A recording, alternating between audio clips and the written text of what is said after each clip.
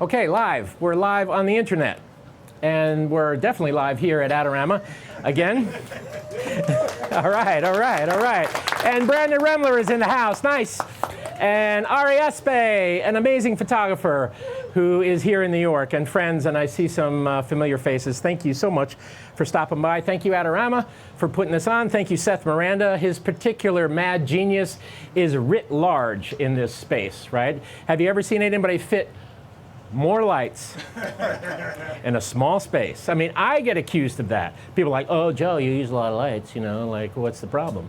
Well, I give you, you know, what do they call it in court? Like evidence, you know, madness. Anyway, so I was just asking if anybody has anything specific. Yes, sir. So that's assuming that your subject has different emotions. How do you change the light to enhance that emotion? Okay, everybody hear the question? How do I change the light to enhance?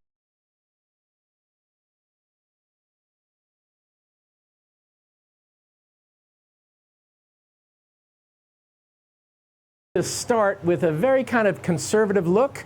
She's going to have a black jacket, you know, glasses, you know, her hair is very, very orderly, wonderful, you know. And so we're going to start with a very conservative kind of a corporate portrait. Now, a corporate portrait, here's the thing. Photographs, in my head, photographs are like trained seals in some instances. I mean, we all love wandering the streets in beautiful light, right? And there's no reason for us to be out there with a camera except that we love it, and it's beautiful. And there's a little kid playing soccer, and there's a backlight, and oh yeah, the picture never had a reason to exist until we made it. But then when you're on assignment, okay, and the corporate honchos are looking at you and saying, Mr. or Mrs. Big Shot has to be photographed, and you've only got 5 minutes. Well, that's a photograph with a destination. That's a photograph that has to jump through some hoops. That's a photograph that has to make the person look good, has to have enough depth of field that there might be a trademark in the background, and all that sort of information, right? Because photographs are vehicles for information as well as pictorial beauty and emotion. I shot for National Geographic for 25 years, and I had to, I got a photograph in that magazine, had to fire on 3 pistons, right? It had to be pictorially successful, it had to be informationally successful, and then best of all, it had to be emotionally successful. It had to reach into the heart of the reader or the mind of the reader. Drive me crazy. Or the hips of the reader. Yeah. Sorry, I need a moment.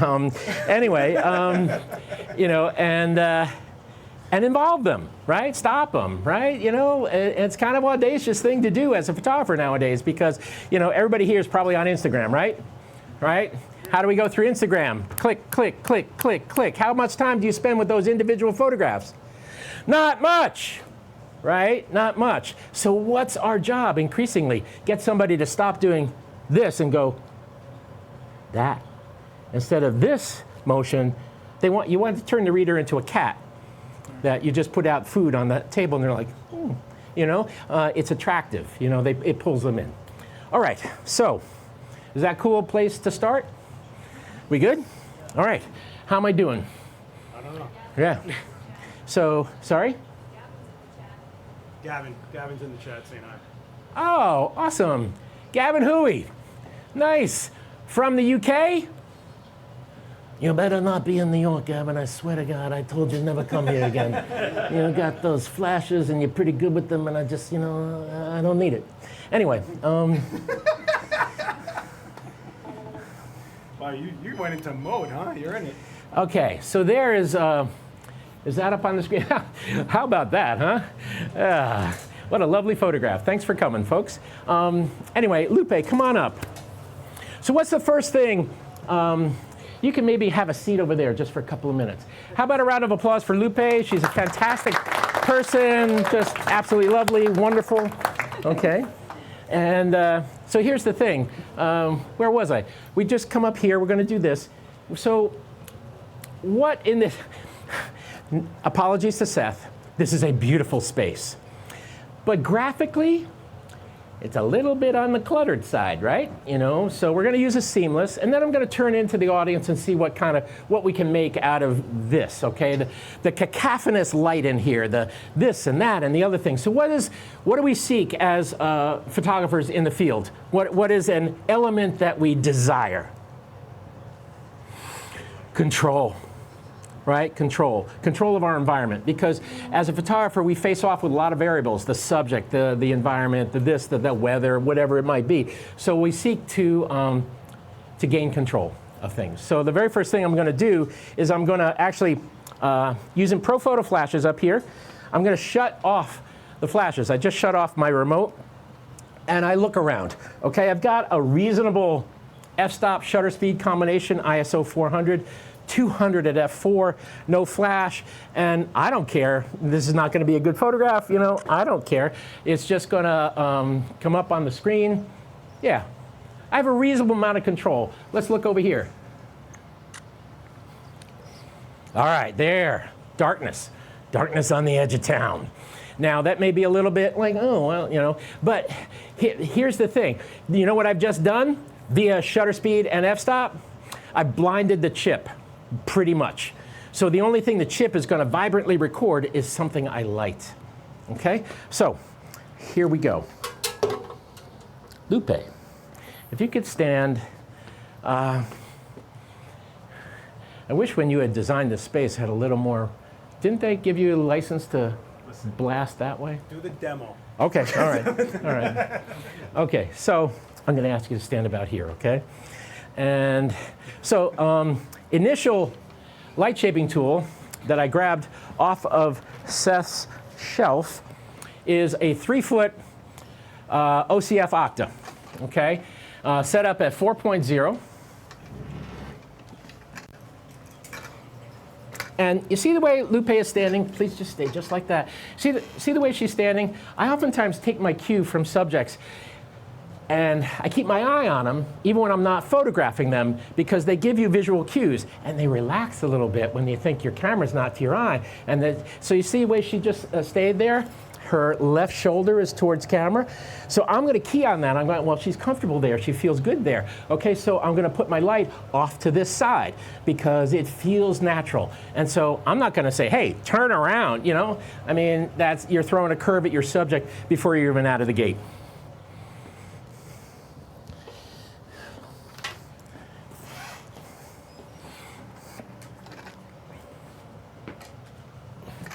This is a C-stand, by the way.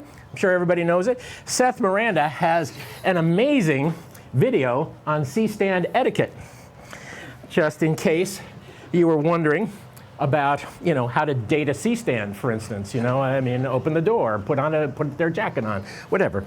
The check's in the mail, Joe. Thanks. All right.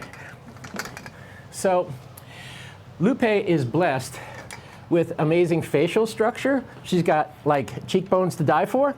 And so I'm going to put the light off to the side because I view a shadow in this instance as my friend. I'm going to view shadows as giving her face a little bit of depth and dimension. And I have no idea if this particular frame is going to be exposed properly. Okay, I'm shooting manual. Okay, so I'm just going to start off, and I get the question quite frequently, actually, like, where do you start? You know, and the answer is, I throw a dart at the wall and I start. And that's when the struggle begins, right? That's when you start to climb that hill towards a good photograph, hopefully at the end of the day. All right, any questions so far? No, there's no questions so far, Joe, because you haven't done anything. You walked off camera 20 times. You walked off. All right. Why did you start taking it 400? It just seems like a reasonable place to be, okay? But, you know what we could do, now that you mention it, I could go to 200. I've got a lot of flash here, so, you know, I'm not so much worried. What did 200 just do? Took everything in the whole room down by a stop, you know? And let's try to remember to turn on the flash.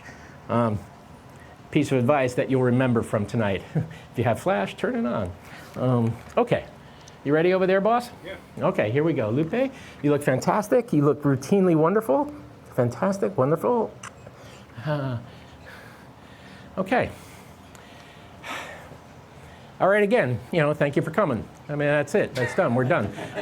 It's a pretty nice picture. That's more to Lupe's credit than mine because she's at ease in front of the camera. She's one of those rare people that steps in front of the camera and just kind of owns it, Yeah,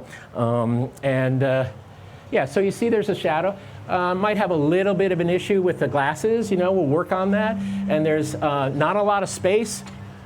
You have to go. Just stay in the area. Sorry. Killing me, man. Okay. All right. Gotta put a leash on you, bro. Yeah. So I'm going to angle this down a little bit. Okay. And I'm going to raise the light up a tiny bit. And I'm going to ask Lupe to come a little closer to the light. I mean, your subject is mobile, sometimes much more mobile than your light stands are, so it's not a problem to ask them to sort of move around. Now, let's try this. Okay. Absolutely wonderful. Pretty. Okay. Now, she moved closer to the camera, so she's a little too bright. De facto, right? I'm in manual. Move the subject closer to the light, it's going to get brighter. So let's take it down. They want you to put a baby gate in the event space.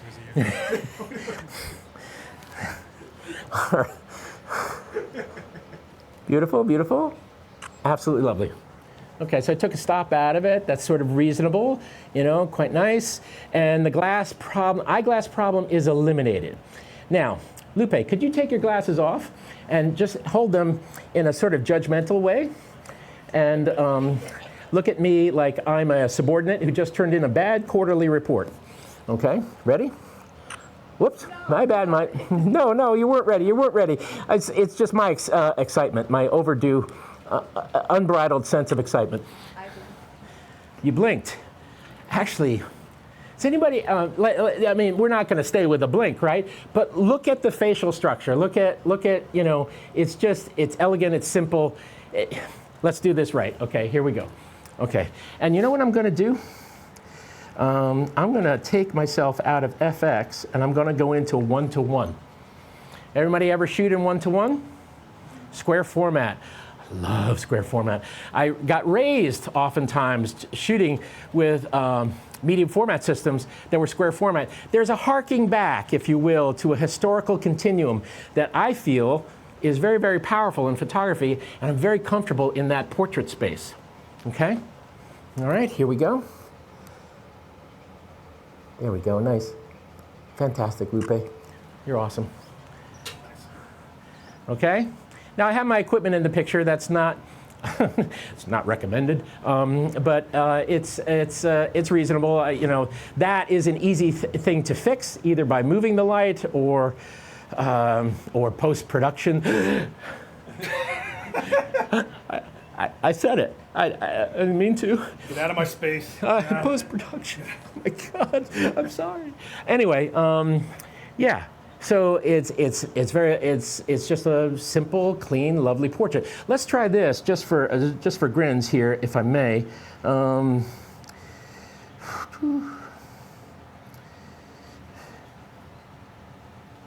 right, here we go. Let's try that again. And just think of this as your annual report photo. You're the CEO. Okay, you ready? Beautiful.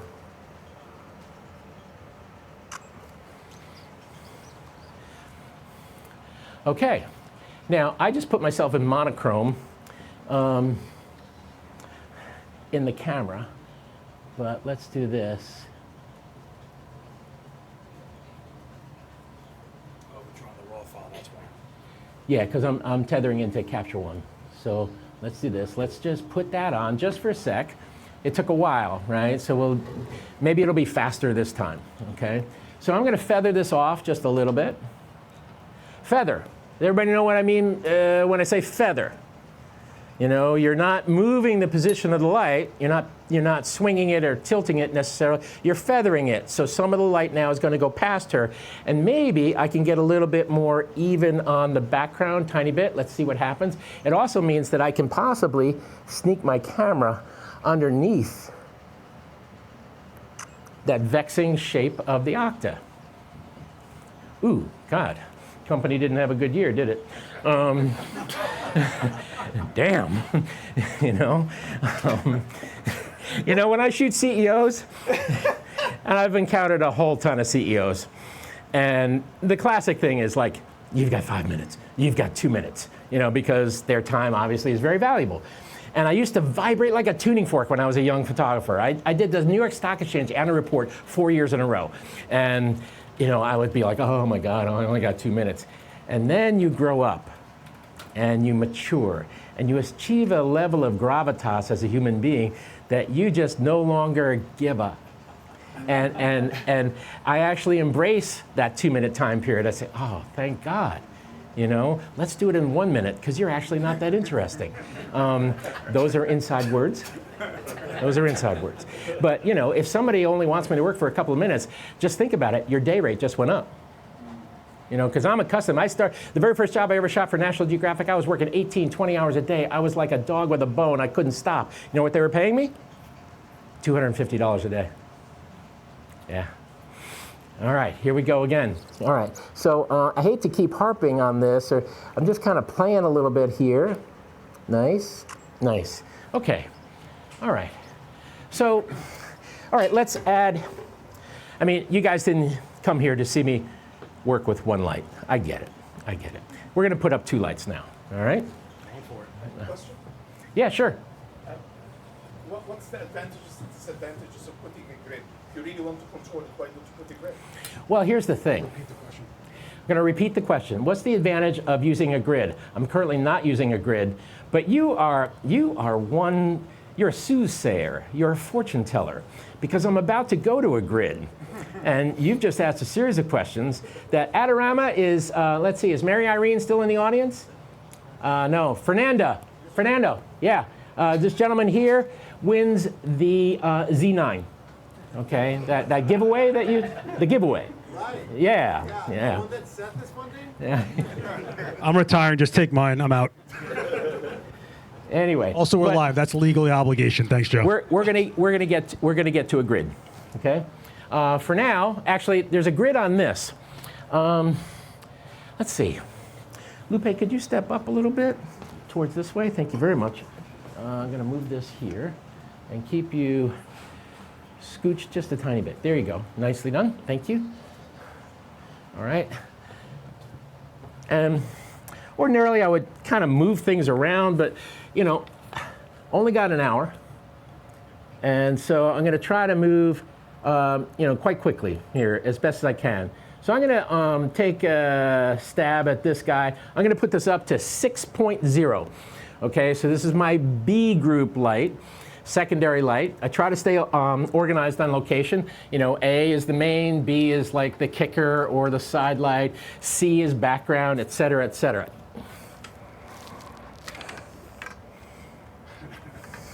The chat wants to know if you'd like to work with the Brooklyn Reflector. If I would like to work with yes, yes. I'm going to work with that before the end of the evening.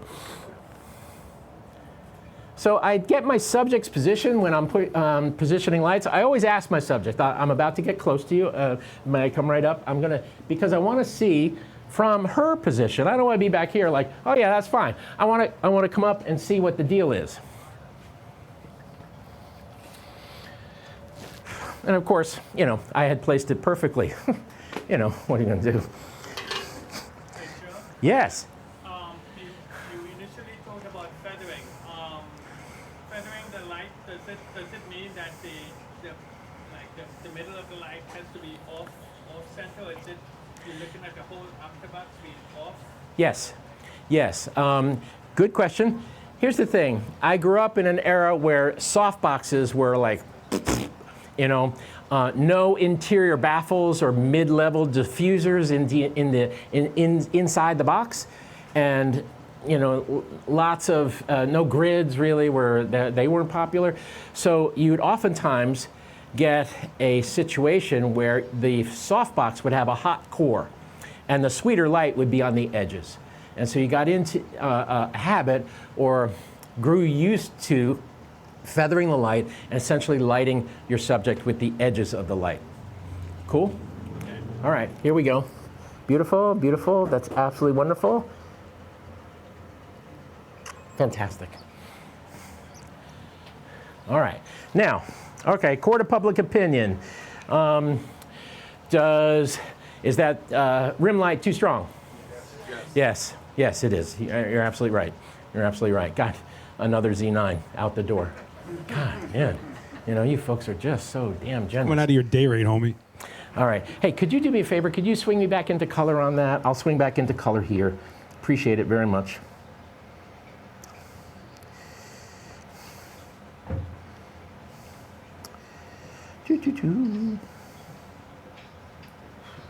Going back into standard color, okay?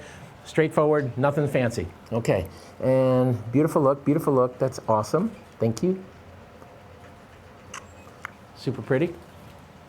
Okay, I just made another exposure where that's too strong. I got into the, let's go from monochrome to color, and I forgot to actually take that light down, so let's take it down. Okay, cool, nicely done. Fantastic, that's beautiful. Way to go, Lupe. You look awesome. All right. Now, ordinarily, I would push this other light back off the set, but okay, moving along. What was that? Come a little closer to the main light. Now, you can, how about this? Maybe just kind of look a little bit this way. There you go. Now, I've moved her closer to the light, and I'm going to shift this way, here, and there we go. Beautiful. Now, that one side of her face is going to be quite, so you see how now what's happening is I've shortened the light on her face, so now it gets more pensive, and let's do this. Let's make it even a little more severe, and I'm going to kill the background light. That's beautiful.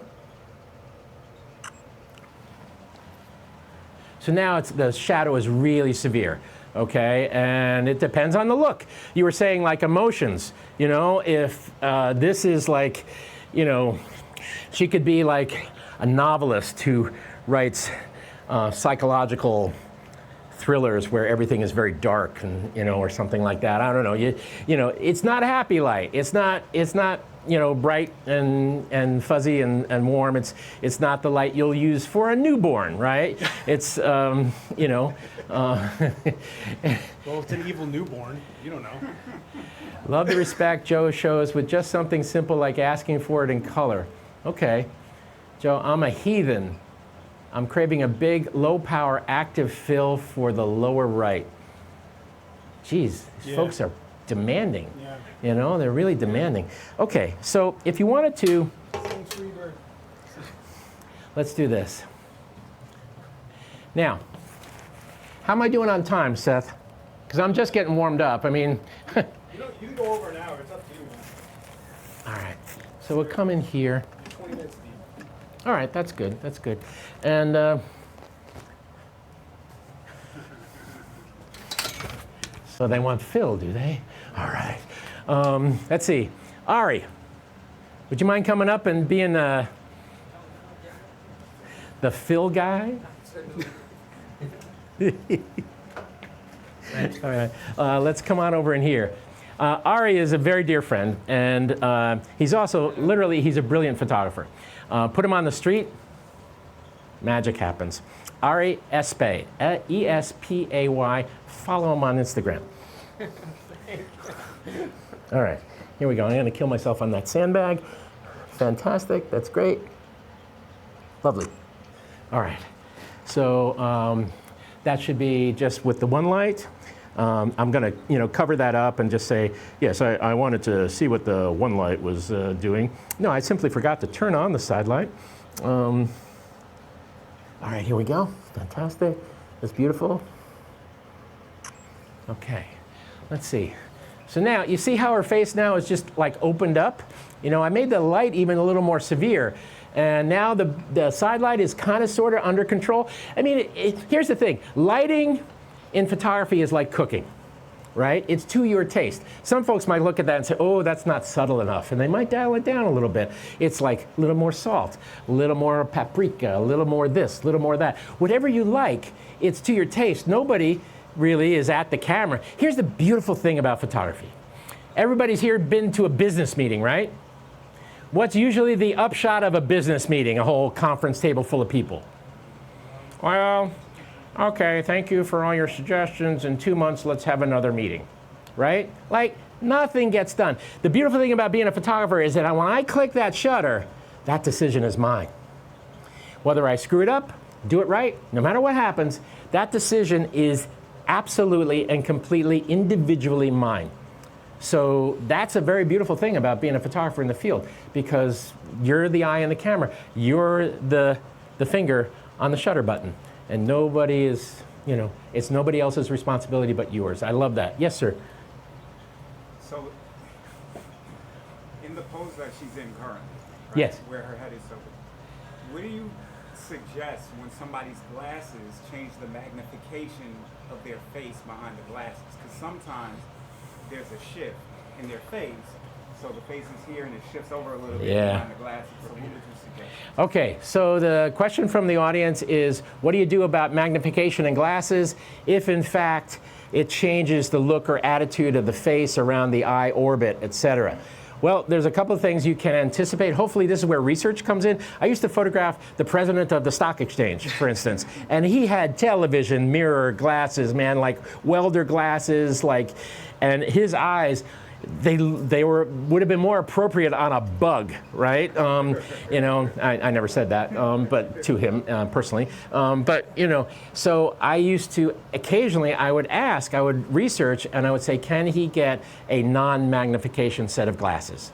If you have the juice, if you have the foretelling of that. The other thing I think you possibly could do, because the entire photography world, is anybody here into bokeh? I mean, like, you have to say that seductively, like, bokeh? Yeah, it's like, try that, go sidle up to someone at a bar and say, bokeh? I mean, I don't know. Everybody's gone crazy over lack of depth of field, okay? And that's one thing you can do, perhaps, that's going to make somebody look a little bit odd, but also maybe very interesting, is really minimize your depth of field. Let the glasses go soft, just crisp out the eyes and let everything else go into, the ether, Okay, everybody doing okay? We all right? Okay. All right, so now, okay, so we have a little bit of detail in the background. Gentleman was asking about grids. Okay, all right. Let's do this. Now, a beautiful thing that, I'm a dear friend of Pro Photos. I'm not necessarily even wearing my Pro Photo hat tonight.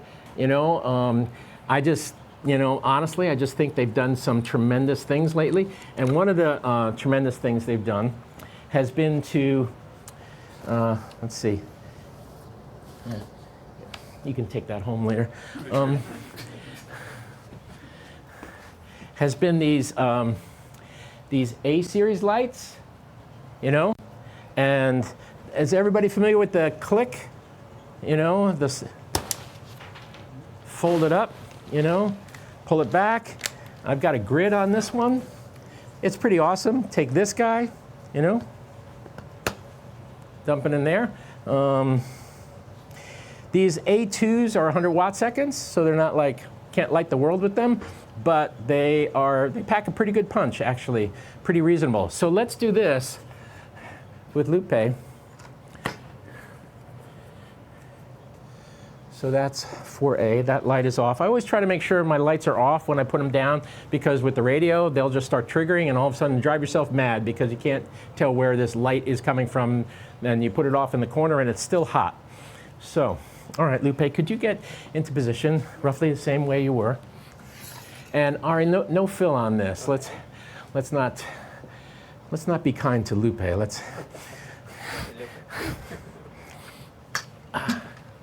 If you notice, even at the expense of sometimes getting the corners of my lights in the photograph, I work my lights in as close as I possibly can to my subject. Why? It wraps. It's softer. Now, I'm not going to get a lot of wrap on this because I've got a... This, I need you to look, Bubby. Yeah. I love you, Joe. You're killing me here. Eventually, if I ever do this again, Seth is going to get. You ever see those parents at the airports with their kid on a leash? Yeah. Anyway, where was I? Oh, I'm not going to get a lot of softness and wrap out of this because I purposely have controlled the light with a grid. And the grid does this thing where it doesn't allow the light to spread. So I anticipate that detail that's a little bit in the background there, I anticipate that going away to a great degree. Let's see if I'm right. I'm never letting this go either. You No. know that, right? No, I know. It's horrible, you know. What are you going to do? All right. Perfect. You look amazing. And the background's black. Yes? Yes? Yes! Now, see, that's what the grid did. It didn't allow the light to migrate to the background. So if you're in a tight space, and you have a background issue, a grid, a fabric grid, is a really, really handy tool. I've got them for all of my lights, you know, all of my lights. So let's do this. Now, Lupe, could you square yourself off and just be like, you know, straight on to me, okay? Very symmetrical. So now, I'm going to swing this way because I'm going to adjust the softbox. And I always try to get the softbox out of the... Seth, would you mind grabbing another bag just to be on the safe side, please? Would you want to balance this? Yeah, I'm going to have it just overhead. I'm going to tabletop it over her. Do me a favor. Let's go over the arm, okay? Okay, all right, cool. Yeah, let's do that. Almost got you. It's a soft box. It's a soft box. Yeah. All right, cool. You want to do a 90 or? Let me do this. Now, let's try this. Okay, we'll just try it slight angle, right? So it's almost tabletop. Everybody familiar with what I say tabletop, like flat out this way, okay? Anybody familiar with that old movie poster for Goodfellas? Pesci and De Niro and Liotta? And they're like, you know, you looking at me? You know, shadows in the eyes. That's just one big overhead source that purposely creates kind of a aggressive feel. So again, speaking with the light, right? Okay, cool. Now, Lupe, could you kind of walk in just a little bit?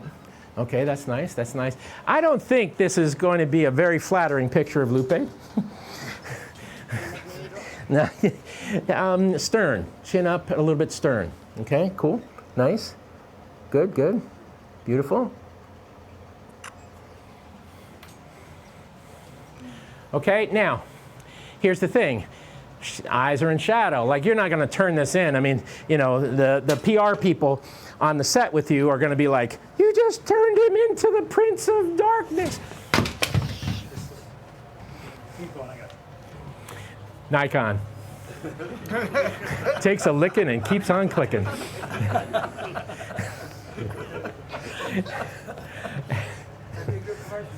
I'm sorry. I get emotional about my equipment. So you know, can we have a laying on of hands with the camera, please, to see if we can? No. You know, I do try to take care of my gear, but you know, stuff happens. So, not a particularly friendly picture, right? That is nearly tabletop kind of a thing. Let's see if Ari can improve that by we'll put the fill right underneath. Now I'm courting danger. Why? Low fill, glasses. You know, you're going to get some shimmer in there. Let's see what happens. The thing about doing what I do at this point in time is that I am utterly unafraid of mistakes. Anybody here ever made a mistake with a camera in their hands? Hello, yes. You know, so like, let it rip. It's just pixels. You know, it ain't, you know, all that serious. Experiment, play around. Make mistakes. Embrace your mistakes. Take them out to dinner. Sit them down around the table, have a conversation with them because they will be your instructors. How are we doing? Go easy. Go easy? Too late for that. I already knocked the camera off the thing. All right. Oh, I splintered that, huh? Just, Oh, wow. All right. It's fixable. All right. So now I'm going to kill the background light. That's gone. So the only light in the picture is this. Ari and I are going to... Silver. Let's go silver. Let's go. All right, let's go dangerous. Okay, here we go. All right, here we go. Nice, nice, nice. Fantastic. I can already tell I'm going to have an issue, but let's go ahead and have an issue.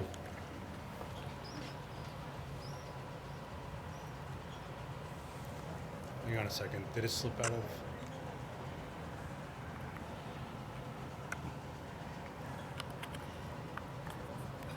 Are you in TTL or no? Do you want to be in TTL or no? No, no, no. No. No, no. Hang on. Let's try again. People are beating you up. All right. Let's try that. No. All right. Good enough. Can you take this apart for a second?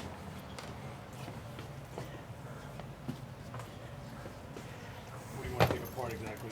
Oh, well, just take the tether out, and we'll fly. I don't want to waste time with the. You want to take this off? Yeah, because I'm going to switch cameras, right? Oh, just tell me you're switching cameras. And Yeah, I'm switching cameras. You just hand me a camera, take it apart. Okay. You know,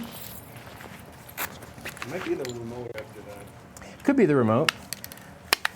But here's the thing.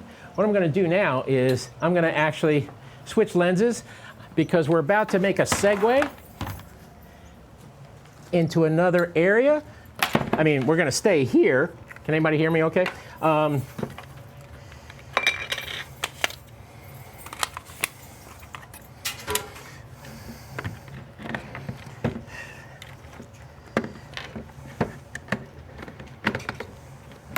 All right, oddly enough, on an ISO 200 on this camera.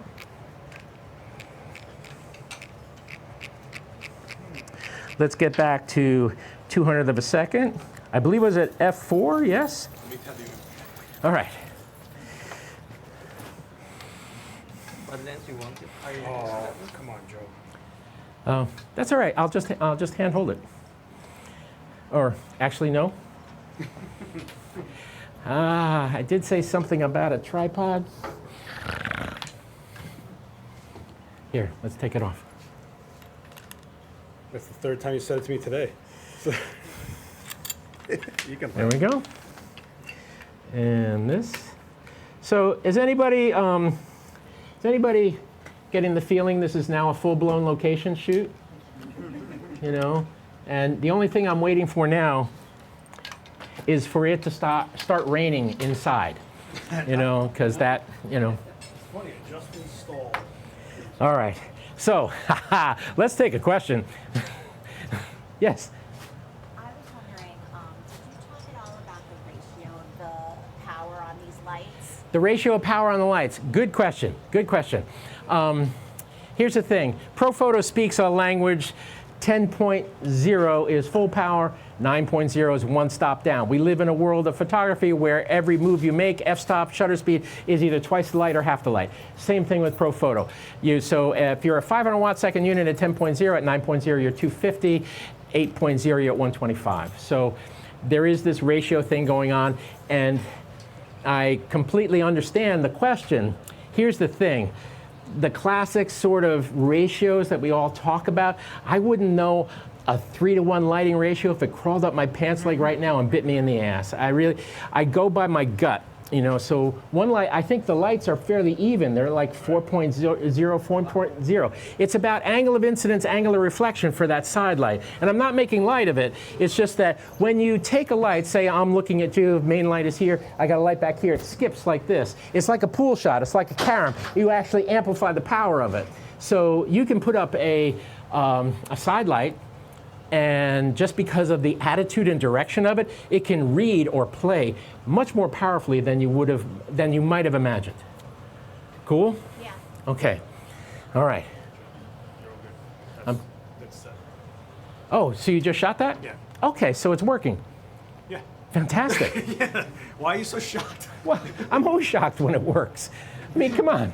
Anybody else shocked when things actually work? You know? Come on, you're in my house. Come on. All right, here we go. All right, so now let's do this. So you sort of got the gist of the fact that that overhead light is not particularly friendly, right? So step back, please, a little bit, Lupe. Okay.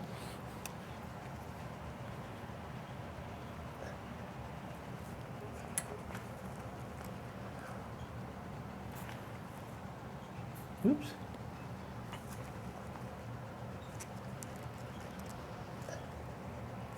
All right, now let's try this. A little bit of an attitude adjustment to that light. Okay, and come this way, please, Lupe. I'm going to come close to you. All right, looking good, looking good. All right, and let's do no fill. Thank you. Amazing. Beautiful. So you see that was a move of what, 3 or 4 inches. And photograph takes out an entirely different language. Now you could actually, let's live dangerously with a silver fill. Okay, let's see about this. A little lower, please, Ari, sorry. Fantastic, man. Ooh. Okay, so look at me. I'm the photographer at the camera taking all the credit for what Lupe just did. Okay, but that's us, you know, what can I say? Oh yeah, best picture ever been shot of you, huh? Yeah, go ahead, tell me, go ahead, tell me. Anyway, I'm gonna put this down on this awful chair. Don't call it awful. You know, okay. So that's pretty straightforward, kind of 1 light, 2 light sort of thing, moving the main around. I mean, do you like her with a carved shadow on the side of her face that really defined her cheekbones, or do you like it with more centrality? Do you like the shadow? You like the centrality? Yeah, okay, there you go, photography, right? Yeah, never gonna be universal. You know, you can do your best work and turn it in and somebody says, it really wasn't what we were thinking, you know, that kind of thing. But Lupe routinely looks amazing. The other thing that happened, and I would be lying to you if I told you I absolutely planned this, but because I had that symmetrical light and she's straight on to me and I'm seeing the background, see the highlight in the background is very central, right? Whereas when I had it off to the side, there was a little bit of a lopsided highlight, more on this side, more on the other, which is why I started to feather. With me so far? Okay, cool, cool. I mean, and that's, you know, that's cool. We can, ready to, how am I doing on time? You're 45 minutes in. Oh, rats. Okay. You can go over, Joe. It's okay. Okay, so now we're gonna do something a little bit different, okay? Lupe, would you mind changing into your shirt? Okay, all right, here we go. I'll take the jacket for you. Thank you very much. I take the camera. Yeah. Thank you, thank you. Ah, thank you. Oh, that coffee. Who brought the coffee? Sir, thank you again. I drank half of it, which is part of the reason I'm talking so fast. So I appreciate that. Anyway, while Lupe's getting ready here, anybody have any questions? We good, we good, we good? What was the watch seconds on the strobe? Let's see. Good. 6.6. So we're looking at, you know, not that much light, maybe. 150 at full? No, the A2s are 100 at full. So you're looking at, you know, 3.5 stops down from Maine. Okay? All right. That'd be fantastic. You know, the conversations that you have with your model, you know, she has been with you before, so this conversations help to make her a little bit at ease that, you know, she knows what to expect. Is that? Yes, good question. Lupe she's posed for me before. We've always done well together. Here's the thing, there's a lot of photographers, especially in the fashion world, they're always after the new face, right? The new face, oh, gotta get, oh, who this bright shining new face, you know, I repeat, I go back to people. And all my career, I've gone back, I've photographed people 10 times, 15 times. There's a sense of trust that builds up, a rapport, and I find faces that adapt to where I might be going. It's a new job, but I use that face again. Unless, of course, it's for a commercial client where I've used that face already for that commercial client. But in my own personal work or approach, I love to work with people over and over again because there is just this kind of comfort level on the set, and it's a wonderful thing. Cool? All right. All right, how we do? Oh, I'm sorry. No. We good? All right. So may I? I'm going to just adjust your collar line. Oh, yeah, please. Okay. Yeah, let's put the collar out a little bit. There we go. That's really nice. May I? Yeah. Just straighten you out just a tiny bit. Okay, you look wonderful. Okay, so, all right. So let's do this.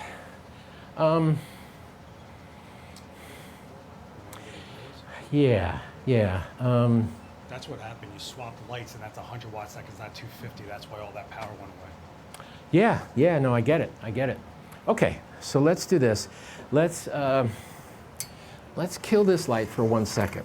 Now, I'm going to do something a little odd here, perhaps, because I'm going to start from the back of this photograph. Has anybody ever done that?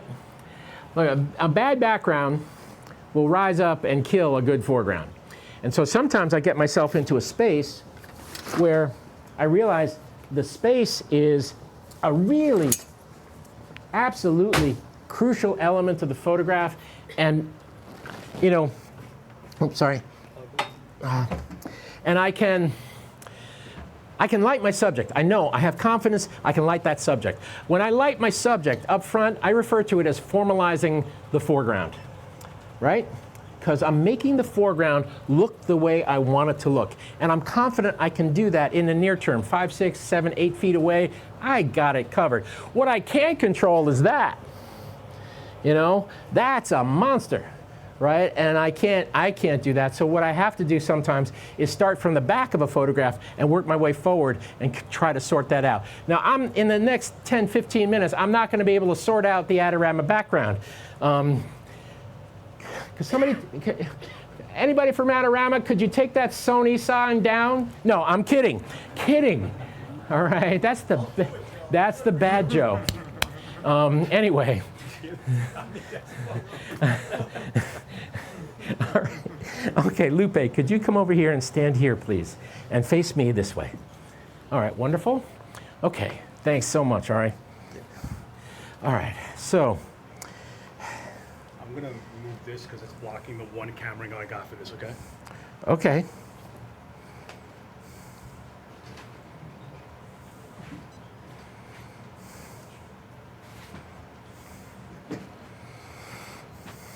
So let's do this. Let's just see where we are here. Okay. All right. Yeah, right. When you laugh like that, son. All right, perfect. This is just a test. You don't have to worry about expression, nothing, you know. 200 at f4. Okay. Now, okay. So I snuck those lights into the rafters earlier before anybody was here, you know. You didn't notice them, do you? Go ahead, tell me. You didn't notice? I had no idea. By rafters, Okay, yeah. you mean shelves? Shelves, whatever. Yeah, shelves. Okay. All right. So those are A2s. So now I'm going to come in a little bit closer. Now what I'm going to do here is I'm going to see what I can do about taking my ISO down to 64 and coming in close to Lupe. Oops, sorry. Okay, here we go. Beautiful. Okay. All right, so yeah, I'm gonna have to go back up, ISO back up a little bit. All right. Now, Lupe, could you do me a favor and go a little fashioning on me? Maybe hands on hips, spread your stance out a little bit, okay? Cool. That's fantastic, that's great. Okay, so now we got a little bit of gel thing going on, okay? Now, I'm gonna make a radical move here at camera. Let's just see where we are. Again, just testing, Lupe, just testing. Okay? All right, now I went to 1.2. 1.2, all right? Now Seth has told me that if I go to 1.2, I'm gonna have to kill some of these lights up in here, but I'm gonna suggest this. I'm gonna maybe try to go to high-speed sync. High-speed sync, give it a try. So I'm gonna, I'm taking a chance here, who knows? Everybody familiar with high-speed sync? We cool, all right. 1,000 at 1.2, oh my goodness. Is your side button unlocked? No, I have the side button unlocked. Yeah, I always have it unlocked because if I want to go vertically suddenly, but I shouldn't have it unlocked right now because if I go vertically, there's no change because I'm shooting square. Everybody with me? Here we go. Okay. All right, fantastic. You look amazing. Wonderful. Okay, so now, just by virtue, here's the thing. With a couple of flashes in your hand, you can control the world, right? Because I'm able to light, and now I'm able to go to high-speed sync, and now I'm able to open up my f-stop, and now I'm able to get all of that seriously out of focus, right? Seriously out of focus. Now, let's do this.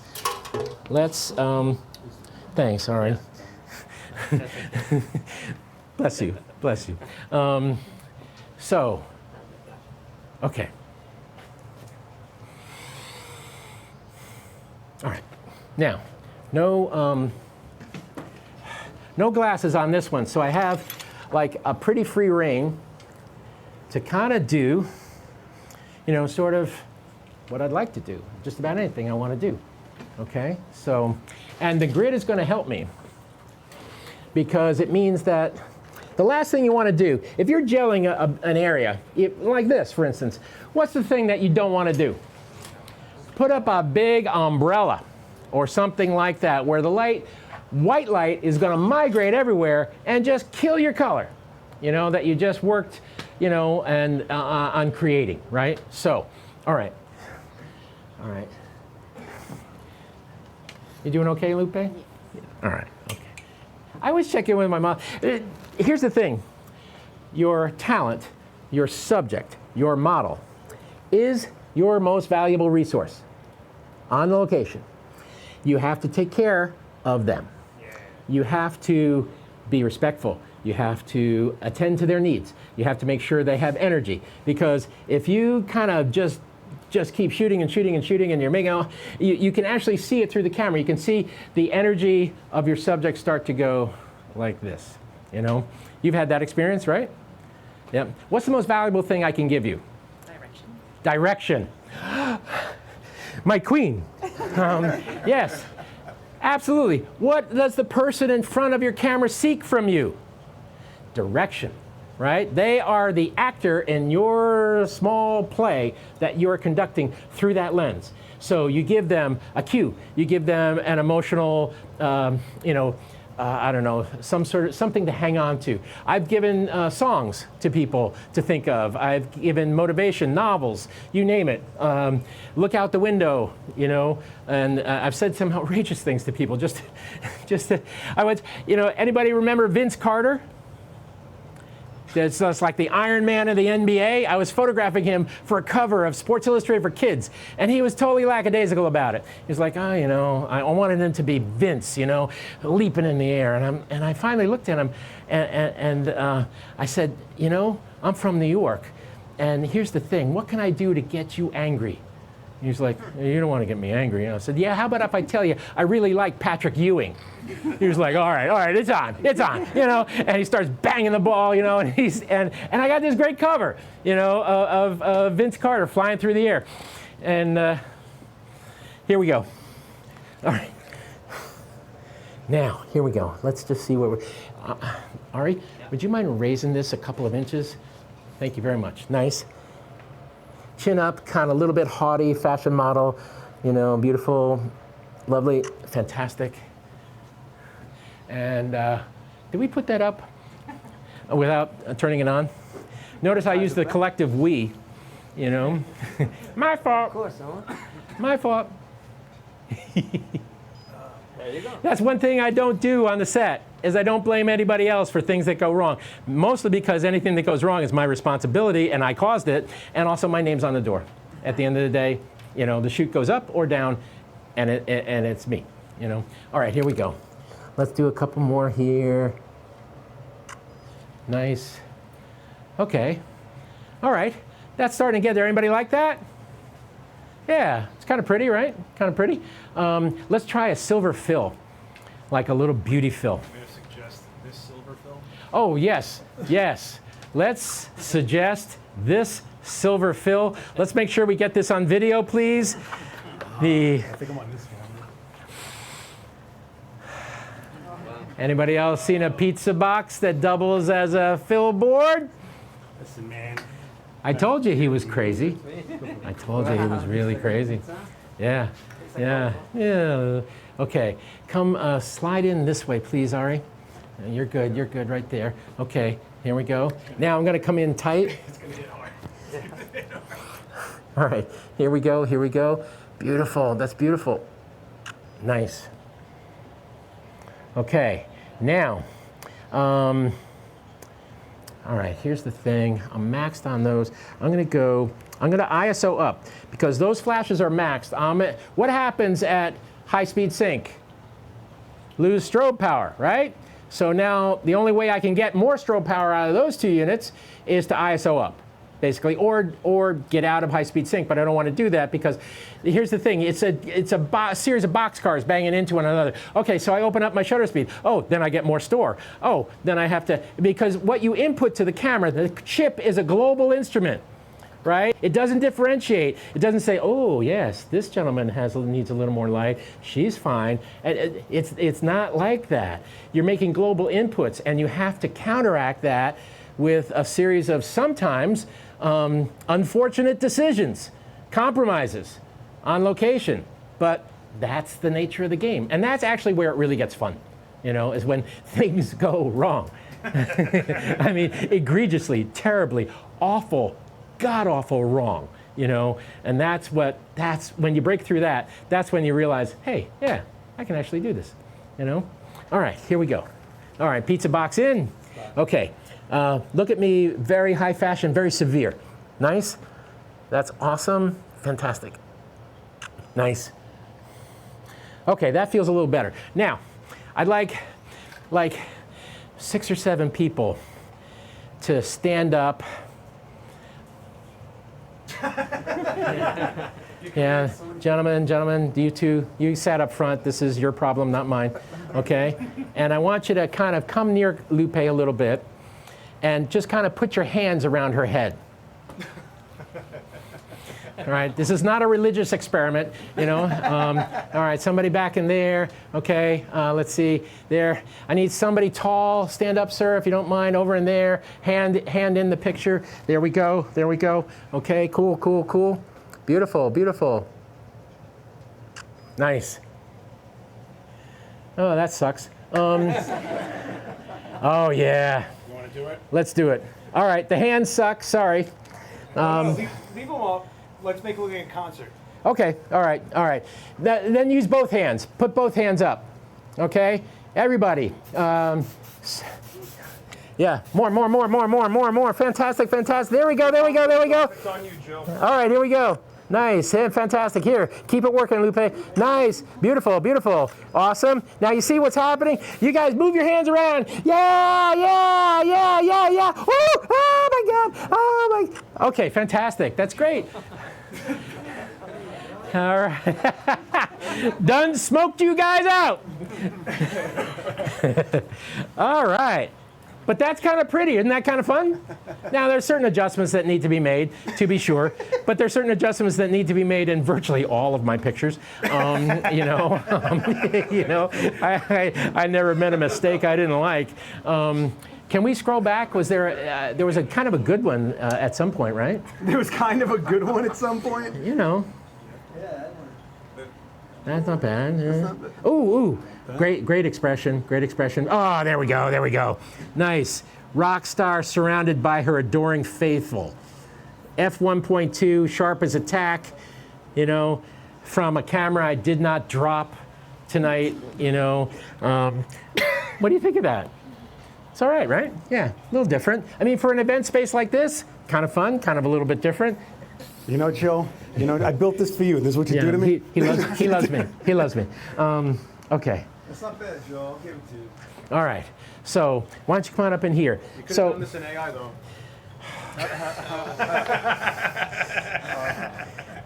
just for that, go have a live stream now, big guy. Oh, excuse me, I have a question. Oh, I'm sorry. Did you want to come back? Oh yeah. Yeah. You know, it was we've been cleaning out our house, and I showed this to my wife. I actually had a report card from 3rd grade from the nuns, and I showed it to my wife. They gave you a code for your conduct, and F was fair, U was unsatisfactory in the 4 quarters, and I got U.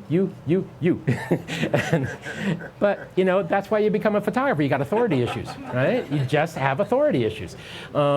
Okay. So does anybody have anything, like, where are we here time-wise? Am I overstepping? You're at the hour. I'm at the hour? Yeah, You know, listen, you're 5 more feeling it. minutes?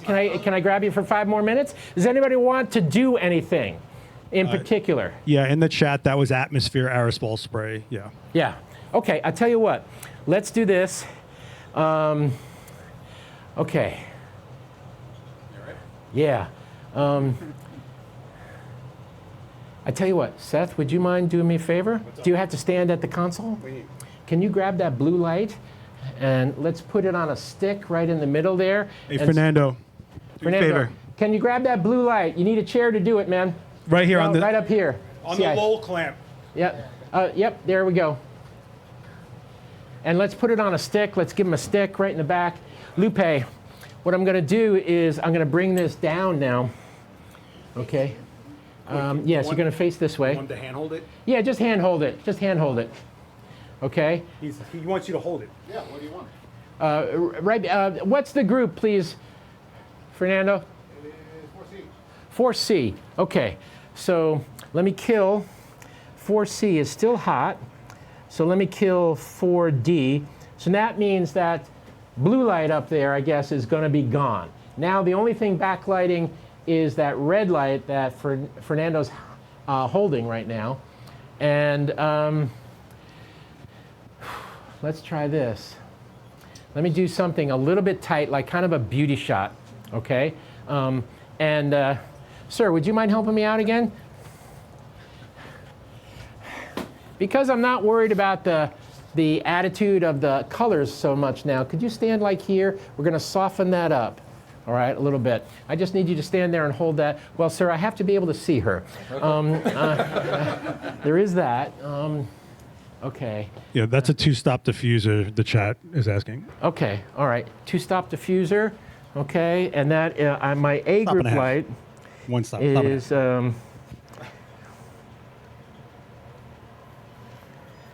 so my A group light, I'm going to put it up power-wise because I got diffusion and a grid and all that sort. In fact, you know what I'm going to do? Excuse me, sir, you can step. Because, you know, somebody on the chat's going to say, what's he got a grid on the light if then he's going to diffuse the light? I don't understand this, you know, it's like he's gone off the rails. It's just a complete lunatic.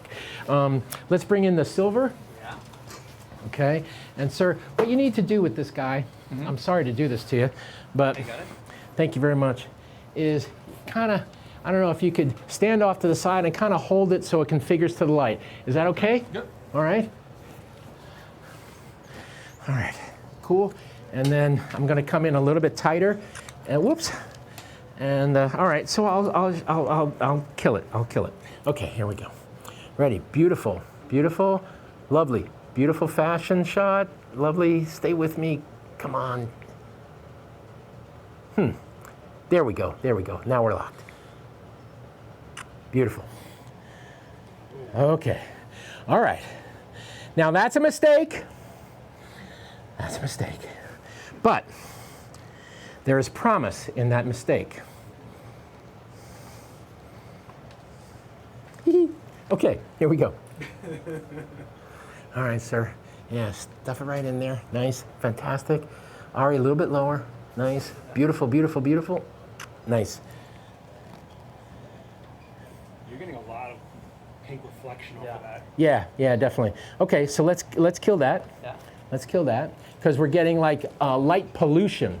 Okay? Now, a potential cure for light pollution from that unfettered gelled light that Fernando is holding could potentially be cured by a grid.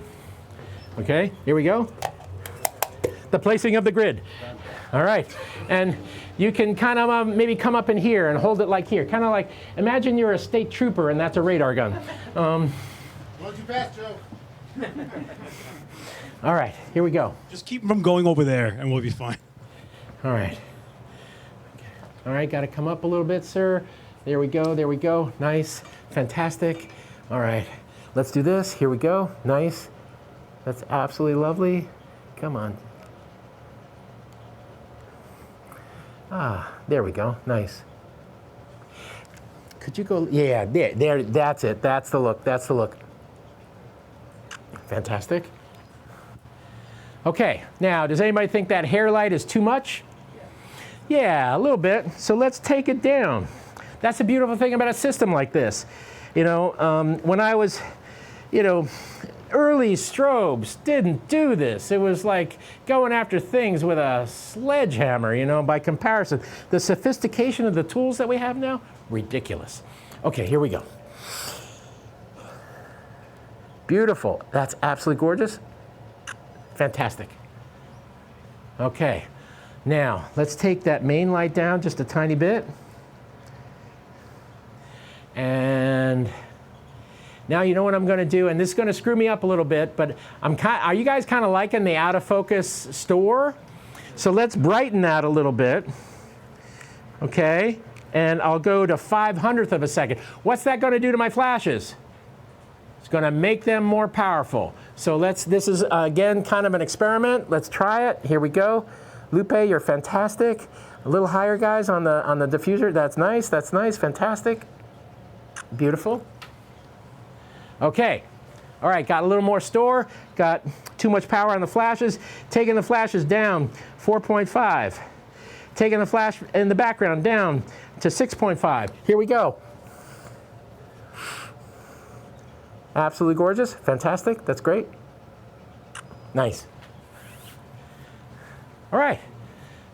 Kind of fun. Kind of fun. Now I could go, here's the thing. I got control of the store now via my f-stop shutter speed combination. So I can, let's do this. Let's see. Let's just do this, you know, just for grins. Just for grins, I swear, it's just an experiment. All right, now what I did was I turned that blue light back on. Okay, let's see. All right, nice. Way to go, guys. Are you okay, sir? Yep. I don't mean to be stressing you here. Okay, but just think that Z9 is yours. All right, here we go. Fantastic. All right. Now we got a little kind of like a little spotlighty thing, you know, like she's waiting in the wings to go on stage. She's a pop singer, you know, this and that. I mean, let your imagination ramble a little bit. Let's do it. Yeah, let's do it. Absolutely. Do you want it to be a haze or do you want like a blast? I think a haze would be better, but I think we should start the haze from camera right because that's the brightest source. Now, Lupe, you are wonderfully, phenomenally tall. Could you do me a favor and just spread your stance out a little bit? And yeah, then you're a little more adjusted to, here we go, guys. The artistry of the smoke, fantastic, fantastic. Good look, good look. Let's do this, here we go. Nice, nice, nice, beautiful, okay. Okay, I came in too close to her. Let's do it again, let's do it again. A little more spray. Guys, up high, nice. Yeah, a little more. Sorry, Lupe. Okay, fantastic, fantastic. Here we go. Hard look, fashiony, fashiony. I'm not good enough for you. I'll never be good enough for you. It's awesome. You're so beautiful that how dare I stare at you.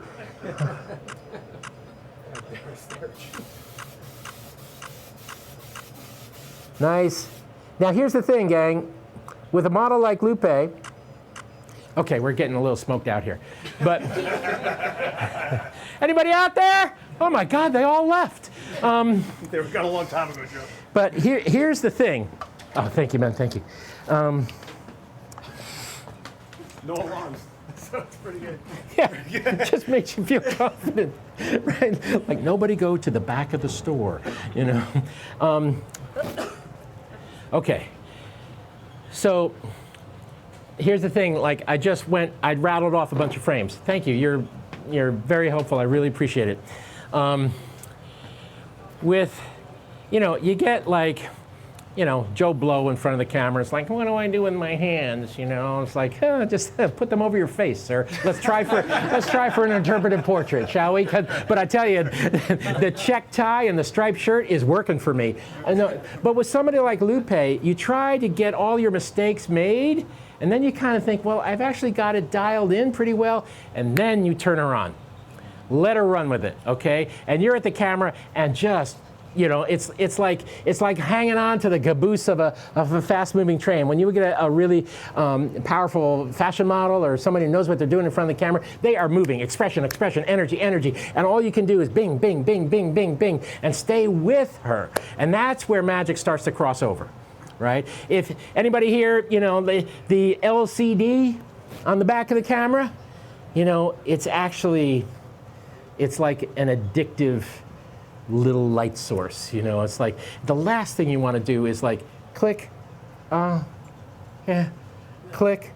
that doesn't make her feel good. It's like I've actually seen photographers at the camera like click somebody and then look at the LCD and it's like, it's like that don't make them feel good, So when you get it right, when you get it moving, just be so encouraging. Energy at the camera. You have to convince the people that are in front of your camera that you're passionate about this. You need to do this. You need to photograph, or you will stop breathing.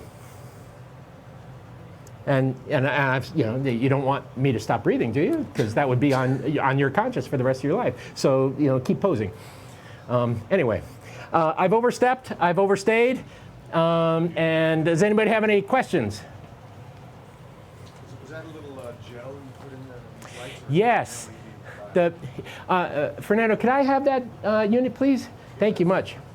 Here's again, the kind of rolling forward of the ProPhoto system.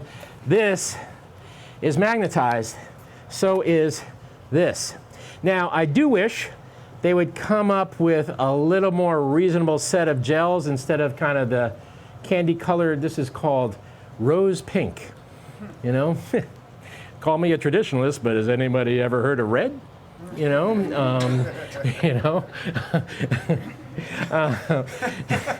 Just a thought. Be easier to put the type.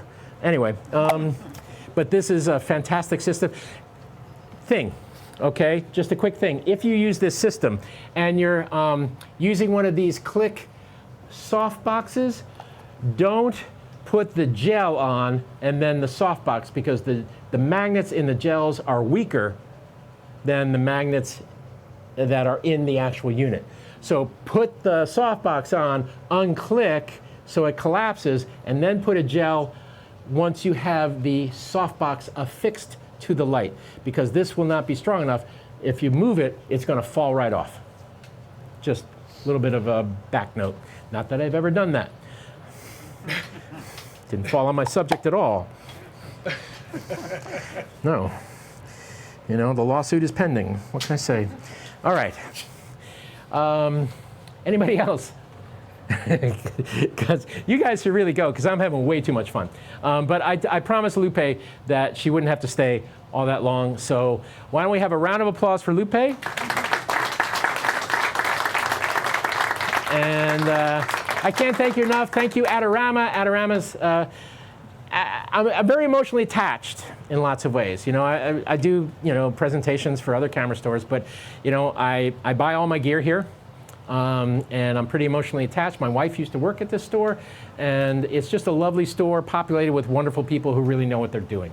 And witness, they brought back the event space. The man. Okay? All right. Thank you all. Thank you for folks in the chat. You guys are great. What are we talking?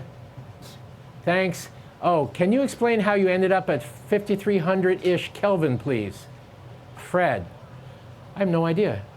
I was on auto white balance for the whole thing, which is a mistake. in lots of ways, but I'm just kind of rolling along here, and it looked pretty good. But here's the thing, if you introduce gels into a situation, if you're really hardcore out there doing like a corporate or commercial job, go into a fixed white balance, because if you're on auto white balance and you're throwing gels into the situation, it can skew the balance. The camera will start to read that and make decisions on its own. And in some situations, those are good decisions. I love auto white balance. It's very smart. You know, I walk the streets, I put in a little warm tinted auto white balance, and I'm good to go. But if you're really getting precise about having a certain type of color, background has to be absolutely blue, or this or that or the other thing, best to go into a fixed white balance if you're introducing gels into the scene. Are we good? All right. Thank you all. Lots of familiar faces. Appreciate it.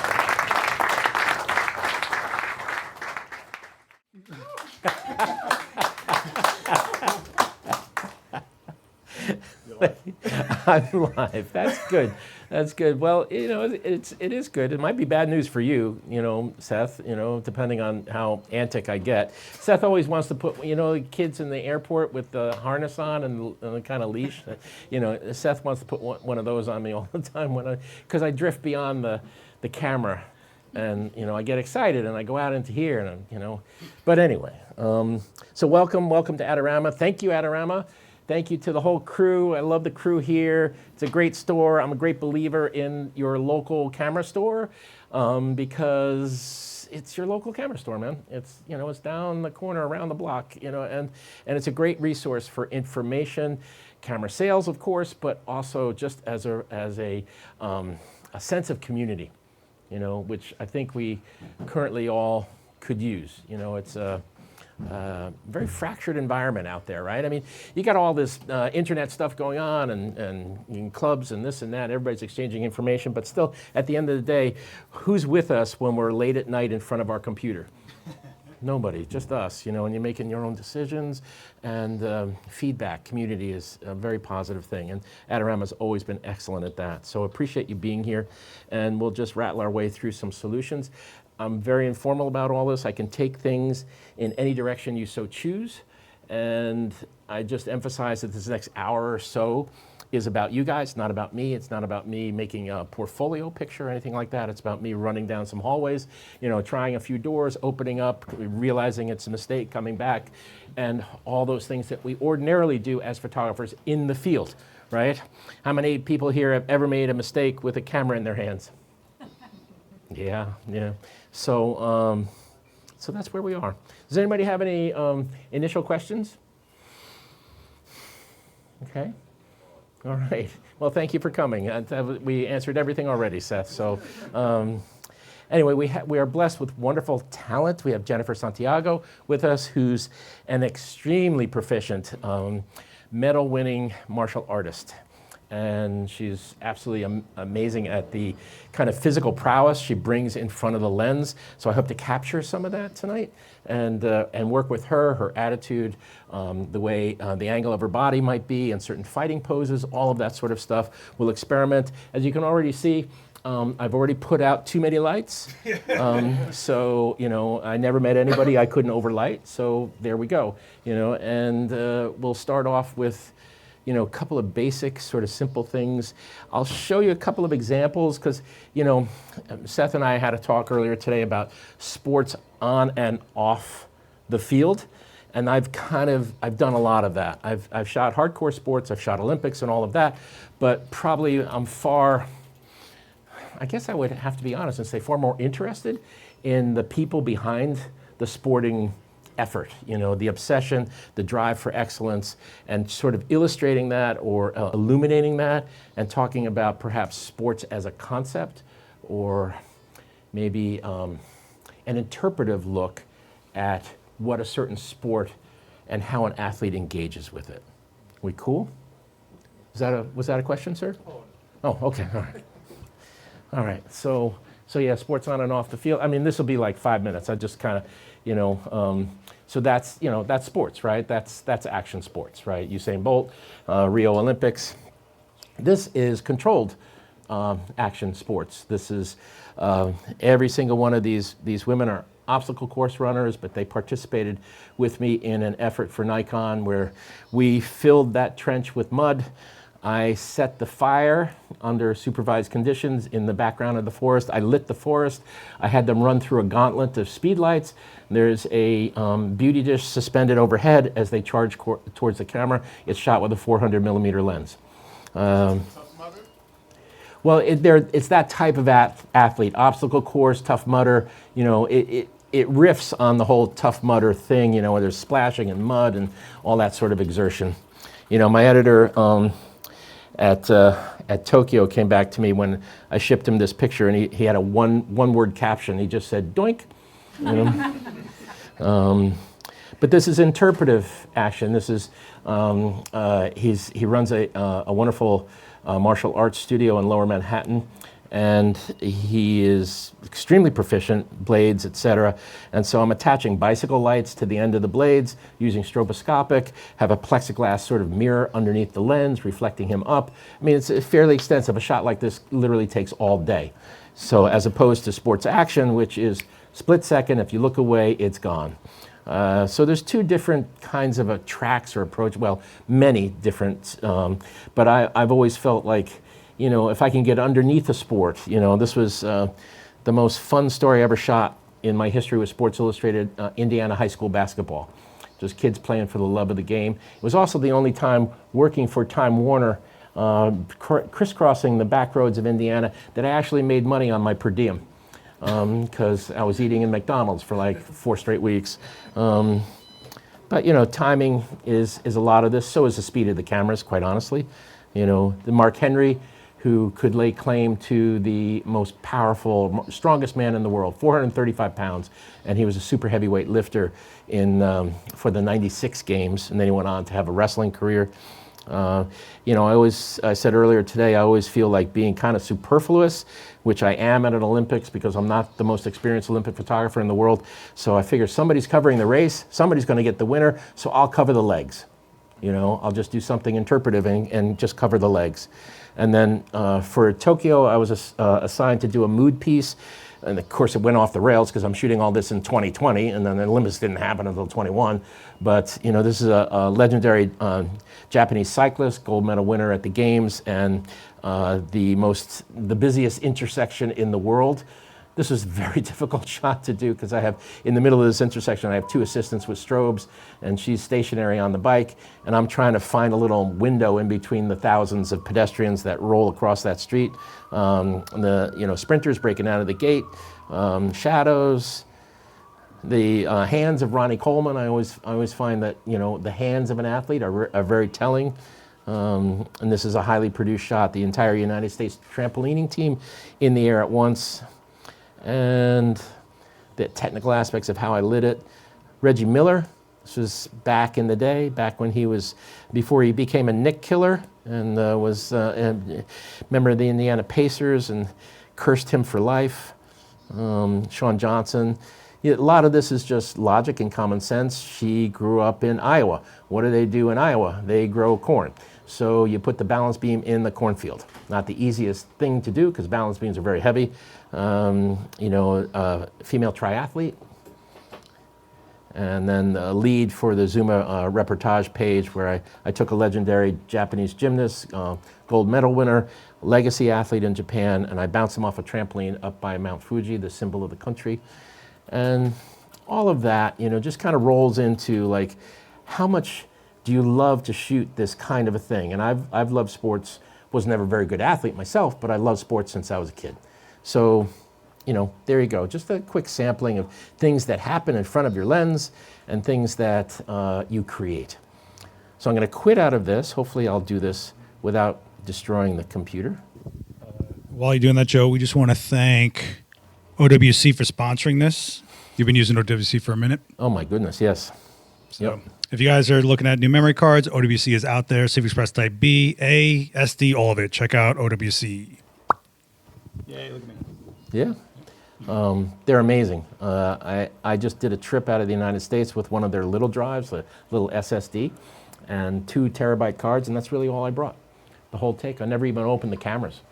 You know, it wasn't a heavy pressure job. It was more of a scouting trip, but I just left all the images on the cameras, and that's all I traveled with, and that's all I needed. 2 terabyte cards, you know, so I got 2 terabytes in the camera. Does anybody else like just amazed by that? Gosh, yeah, Joe, it's incredible. Holy smoke. Oh, wow. Yeah, but I guess point of reference, I started with 36 exposures, you know. And you tell somebody who's young at the Olympics that you used to have to time it, you know, if you're covering an 800-meter race or something like that, and you burn through 18, 20 frames, do I have time to change out that cassette of film before they come around again? Things like that. That kind of strategy types of thinking, that's just not necessary anymore. All right. How about I introduce Jennifer, who's wonderful. How about a round of applause for Jennifer? And you could go to your mark and maybe just kind of hang out there for a minute. So what I'm going to do is we'll start with, you know, because I don't have much time, I kind of preset a couple of lights, kind of messed around a little bit, but I'm going to drain this, here we go. Whoops.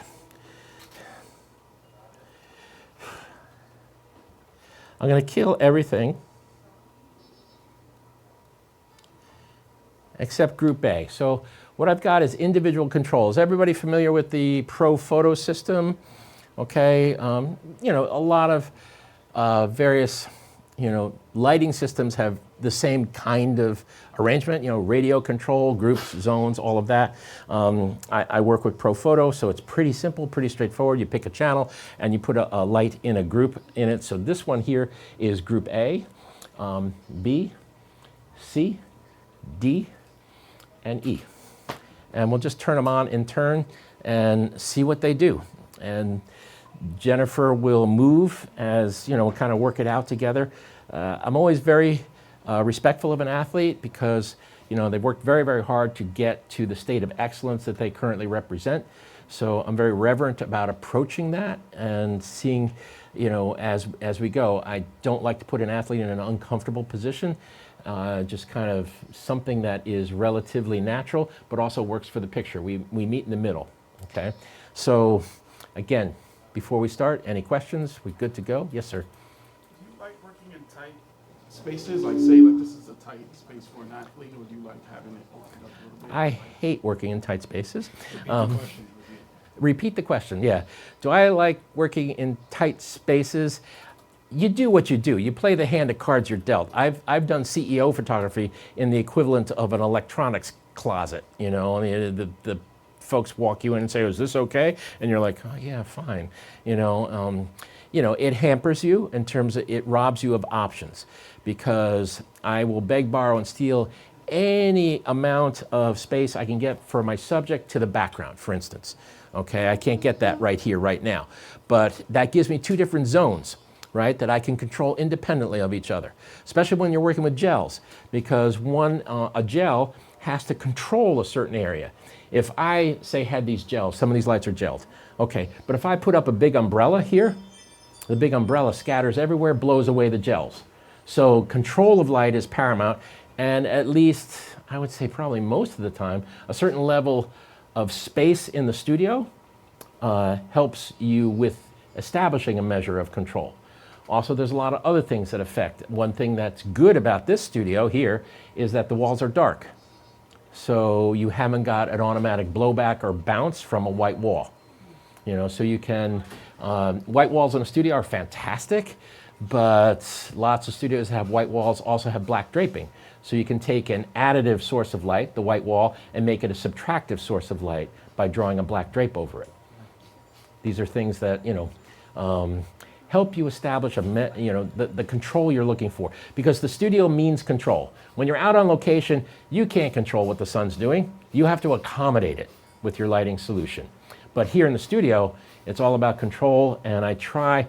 The very first thing I did tonight, okay, is I blinded the camera, right? By my f-stop shutter speed combination, I made all of this go away. So let's start there. All right, so if I just do this,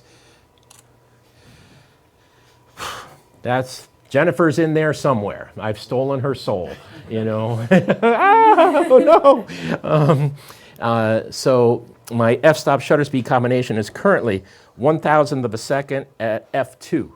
Okay, so you have minimum depth of field because the whole photo world has gone crazy over bokeh, right? You know, the out of focus stuff in a picture. That's not so paramount for me tonight. I'm going to adjust my f-stops here and there because I got nothing in the background to throw out of focus, you know?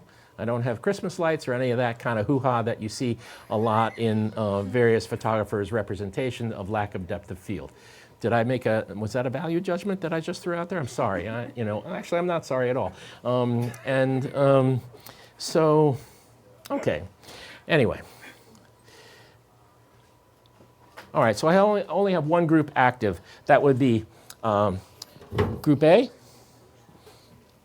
All right, so no real pressure on this. This is just a piece by piece, Jennifer, so your relaxed position right there is totally fine.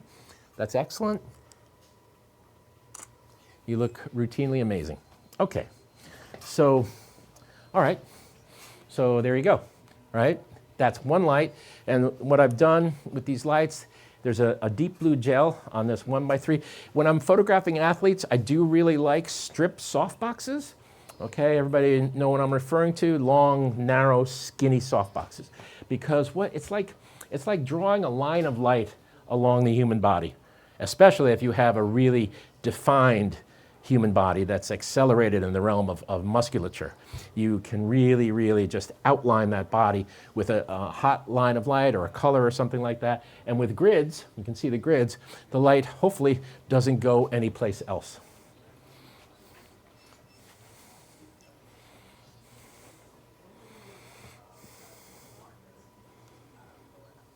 All right, so they're both equivalent value, 9.0. Part of that is accommodating the loss of power that the high-speed sync is driving me towards, right? Hang in, perfect.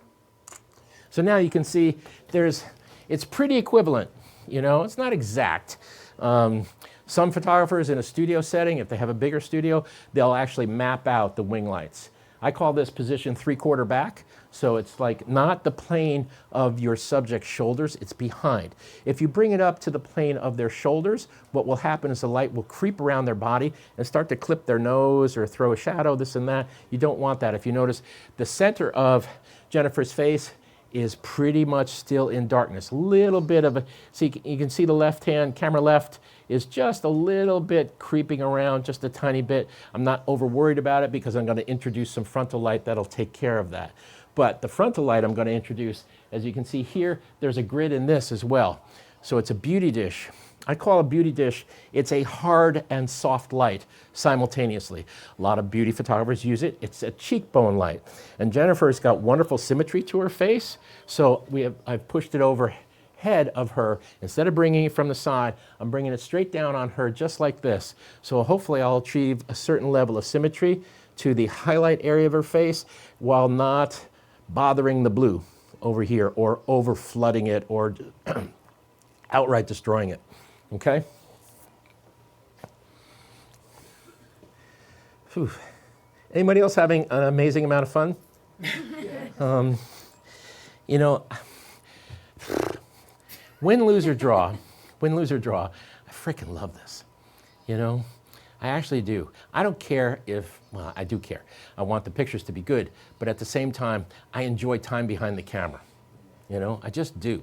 And it's part of me, and so I've asked the store to stay open until 10 o'clock tonight, and they're going to lock the doors from the outside, so you guys are here for the duration. That's all right. Yeah, no, I'll buy everybody dinner.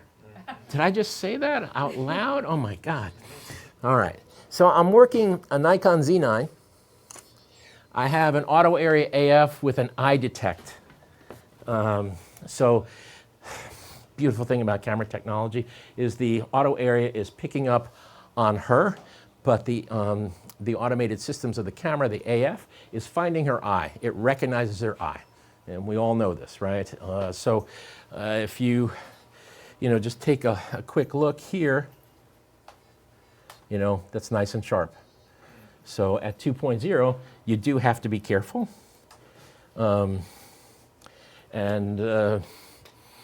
I would not trust earlier AF systems at 2.0. I would probably take control of them a little bit back in the day and photograph manually if I'm that skinny on depth of field. But now the technology of these cameras is pretty darn accurate. It really is. Okay. So where am I? That's 3 lights. All right, let's stay there for a minute. Now, there you can see one of my lights over here creeping in a little bit. I'm going to adjust this just a tiny bit. Push it back.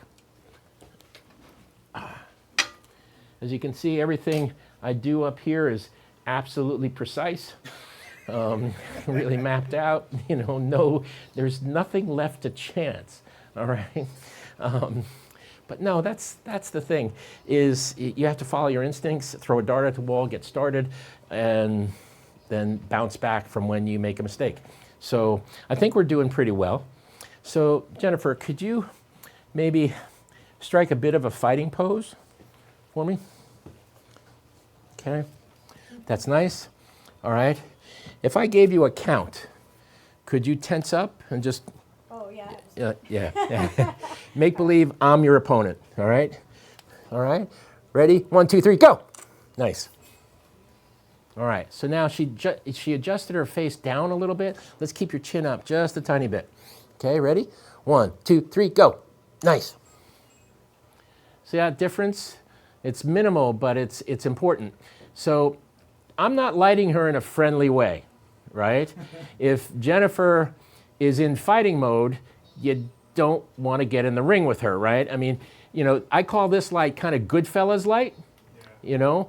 Remember that famous movie poster with De Niro and Joe Pesci and what's the other fella? Ray Liotta. And it's, you know, you can call it Goodfellas light, or you can call it, you talking to me light? You know, that kind of thing, you know? So it's not friendly. Her eyes are a little bit shadowed. So it's a strong light.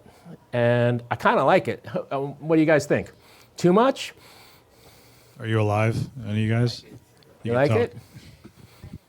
Okay. Let's lift chin up just by like 1 inch, okay? And you can drop your arms and just give me that, what you just did. It's like, you know, kind of thing. All right? Ready, chin. That's nice. And there you go. Right? So that was an adjustment of about 1 inch, and now the light is in her eyes. So if I don't want that chin up look, what I could do easily is just take this beauty dish. It's a silver beauty dish, so de facto it's a little poppy, you know? So I could take it, I could rotate it just a little bit this way. This is almost tabletop. We refer to that in the studio as just a flat out, you know, just 180 across the board here, straight line, tabletop analogy. This is slightly kicked. If I kicked it a little bit more, I'd get more light into her face. But what we are going to do is we're going to fill her face now with this light. This is a Profoto A10. It's got a Magnum click on it with a grid. So I've really kind of, and there's also, I've zoomed this light. The A10s have a zooming factor that you can, you know, swing them wide, or it's like it's a Fresnel at the end of these lights here. So I'll activate group D.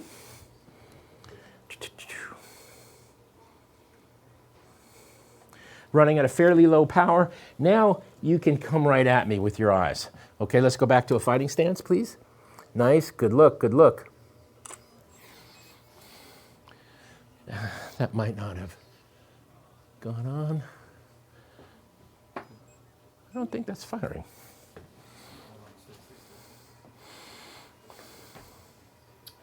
Group D. Group D. All right, try it. It's firing. Yeah, now it is. It's firing. Okay. Put on the monitor. Yeah. Oh, there we go. Yeah. It got flipped up. What was happening when you're working with a light that's really precisely focused, if you jostle it, if it slips on you, it can entirely miss your subject.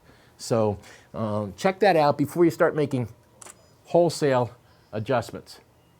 So now there's more light in her eyes. There's a catch light on the bottom of her eyes. I'm going to go to 6.0. That's one stop on the Profoto scale of things. Ready? Here we go. Good look. You have a question in chat. Okay. So now I'm just making adjustments. Now you can like this. I personally don't. I think it's a little too full. You see the little bit of encroachment on her lower chin, that's coming from her knuckles of her right hand. You always have to be careful when you're bringing a low light. If like a dancer or a boxer puts their arms out like this and you have a low light, that is going to cause a shadow to be cast on their face, okay? So I'm going to back that light off by half a stop, and good look, nice. There we go. That's somewhere in the middle ground. We have a question? So in the chat, Paul is asking for shots with the hands closer to the camera. Would you have them in focus as well? Yes, that's a next step. Is that Paul? Yeah. That's a next step, Paul, because you can see her lead hand. The hand that she's got tucked in towards her chest. That's okay, but at F2, that lead hand is going to be a little bit of a problem for me. It looks too much like an out of focus blob.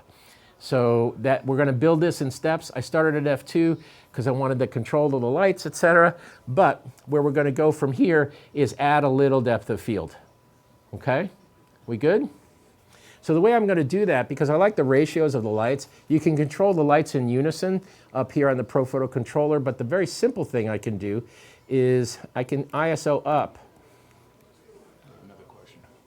Okay, let's see, two stops, let's see. All right, let's try this. I'll get to that question in just 1 minute. I'm gonna go to F4 now and see how we do. Beautiful, beautiful, lovely. Same ratio of the lights. You can see the hand up front is starting to take shape a little bit more. I haven't got too much leeway on the lights right now because on these background lights, I'm almost at full power, but there's other things I can do. What's the question, please? So in the chat, they're asking, how much do you encourage your model to look at the images as you shoot, and can it be a problem? Yes and yes. I like to get somebody participating. Obviously, if my first few efforts are a horrendous mistake, I'm like, just relax a little bit. If I have them on the set, I'll call for hair and makeup. Hair and makeup are wonderful, because they really want to do their job. They're like hovering on the edge of the set, and you can call them. They're almost like Navy SEALs with makeup. It's like if I need a break at camera, I'll just call for hair and makeup. She doesn't need hair and makeup. I need hair and makeup. I need like 3 minutes to just kind of collect my thoughts, figure out what the next thing, because the hair and makeup people are ready to go. Like, oh yeah, can you just fix that little, that thing over there? Like, on it, and then the hair person is on your 6, and they're fussing, and you're like, okay, just breathe, Joe. Just breathe. You can get through this. So, yeah, You so just hit there's your a on dodge. switch. What just happened? That's a little bit of a dodge I use sometimes on the set. Other times I'm just really straightforward. If I'm really lost on a set, I'll just be honest about it. I'll look at the client, I'll look at the subject. Let's take a break because we have to make some adjustments. Who doesn't need to make adjustments? In your own work life, in a meeting or something like that, how often do you have to pivot? So there's no law of nature that says photographers can't do that. So let me take a look and see how we're doing here. Uh-oh. It's an invisible. Right here. It's right here. I know, but I like to see that because it's bigger. Fine, go, Okay. go. No, it's good. It's good. Yeah, I'm kind of liking it. It's proceeding in a pretty good direction. So, what do you think about that lead hand? Do you think I should tighten it up a little bit? Tighten it up. Clean it up? Yeah. Tighten it up. All right, cool. Everybody's nodding. Yeah. Oh my God! Can you believe how out of focus that is? Jesus. God, I didn't pay any money to come here. Their time is valuable, Joe. Thank you. Okay. All right. How am I doing on time? Am I okay? All right. 10 p.m. All right. In the interest of time, I'm just going to add another f-stop here via ISO. Beautiful. Pull that in a little bit. Your lead hand. Yep. Pull. Yeah. There you go. Good. There's absolutely nothing wrong with actually, having your subject also adjust. All right. That's a little bright. You know why? Because I went to ISO 800 and I didn't adjust f-stop wise. That's the first mistake I've ever made. All right, perfect. Nice. Better. All right, so a little bit tight, a little bit tighter. Can you go with the weapons? Now, Jennifer told me earlier she classically would not use these weapons with a pair of hand wraps, but we'll get past that. Okay, good look, good look. Perfect. What I like about what's happening here is that the weapons are picking up the blue glint, you know, and I'd love to move this light back just a tiny bit. I can't do much because it's right up against the wall here, but we'll give it a try. All right. Okay.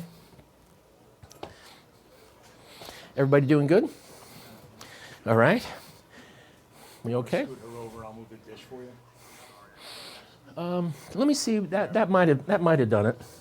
I'm actually not worried about that. You know, that little bit of sliver. That's an easy sort of. You can just black that out really easy. I'm working on black, which is super simple. So let's give this a try. Okay.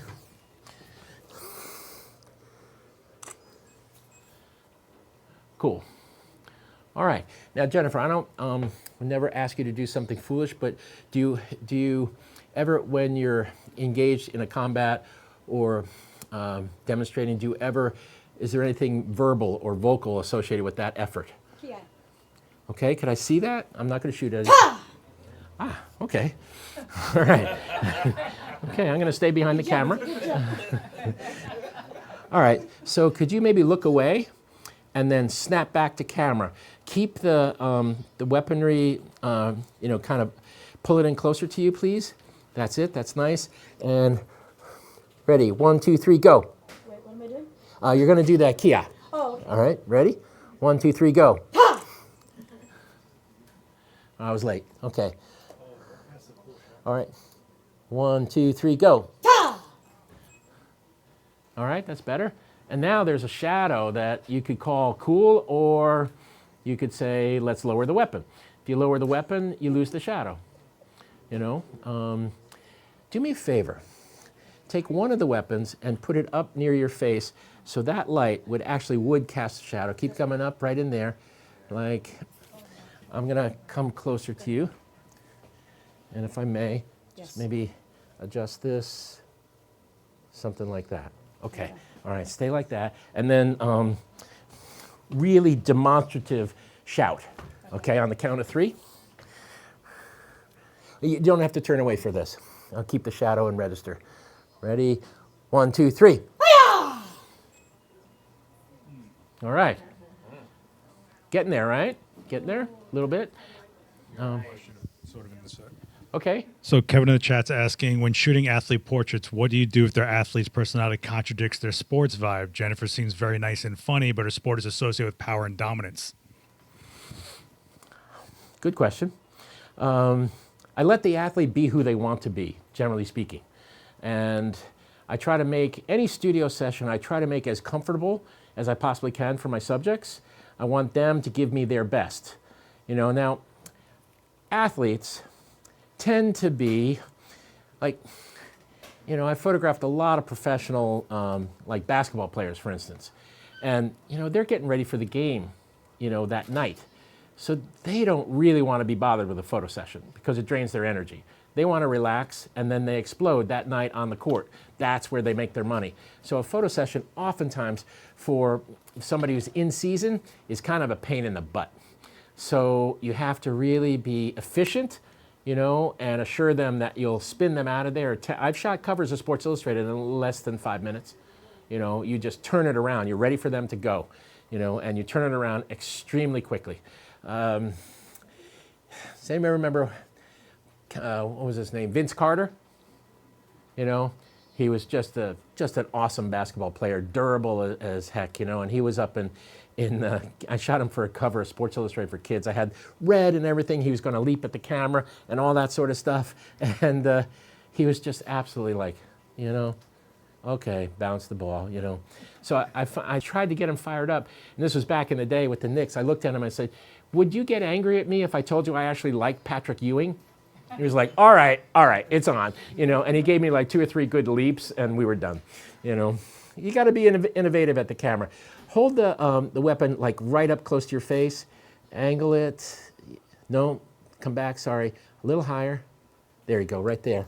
Okay, bring that one in closer, please. Nice, nice, nice. Perfect. And scream on 3. 1, 2, 3.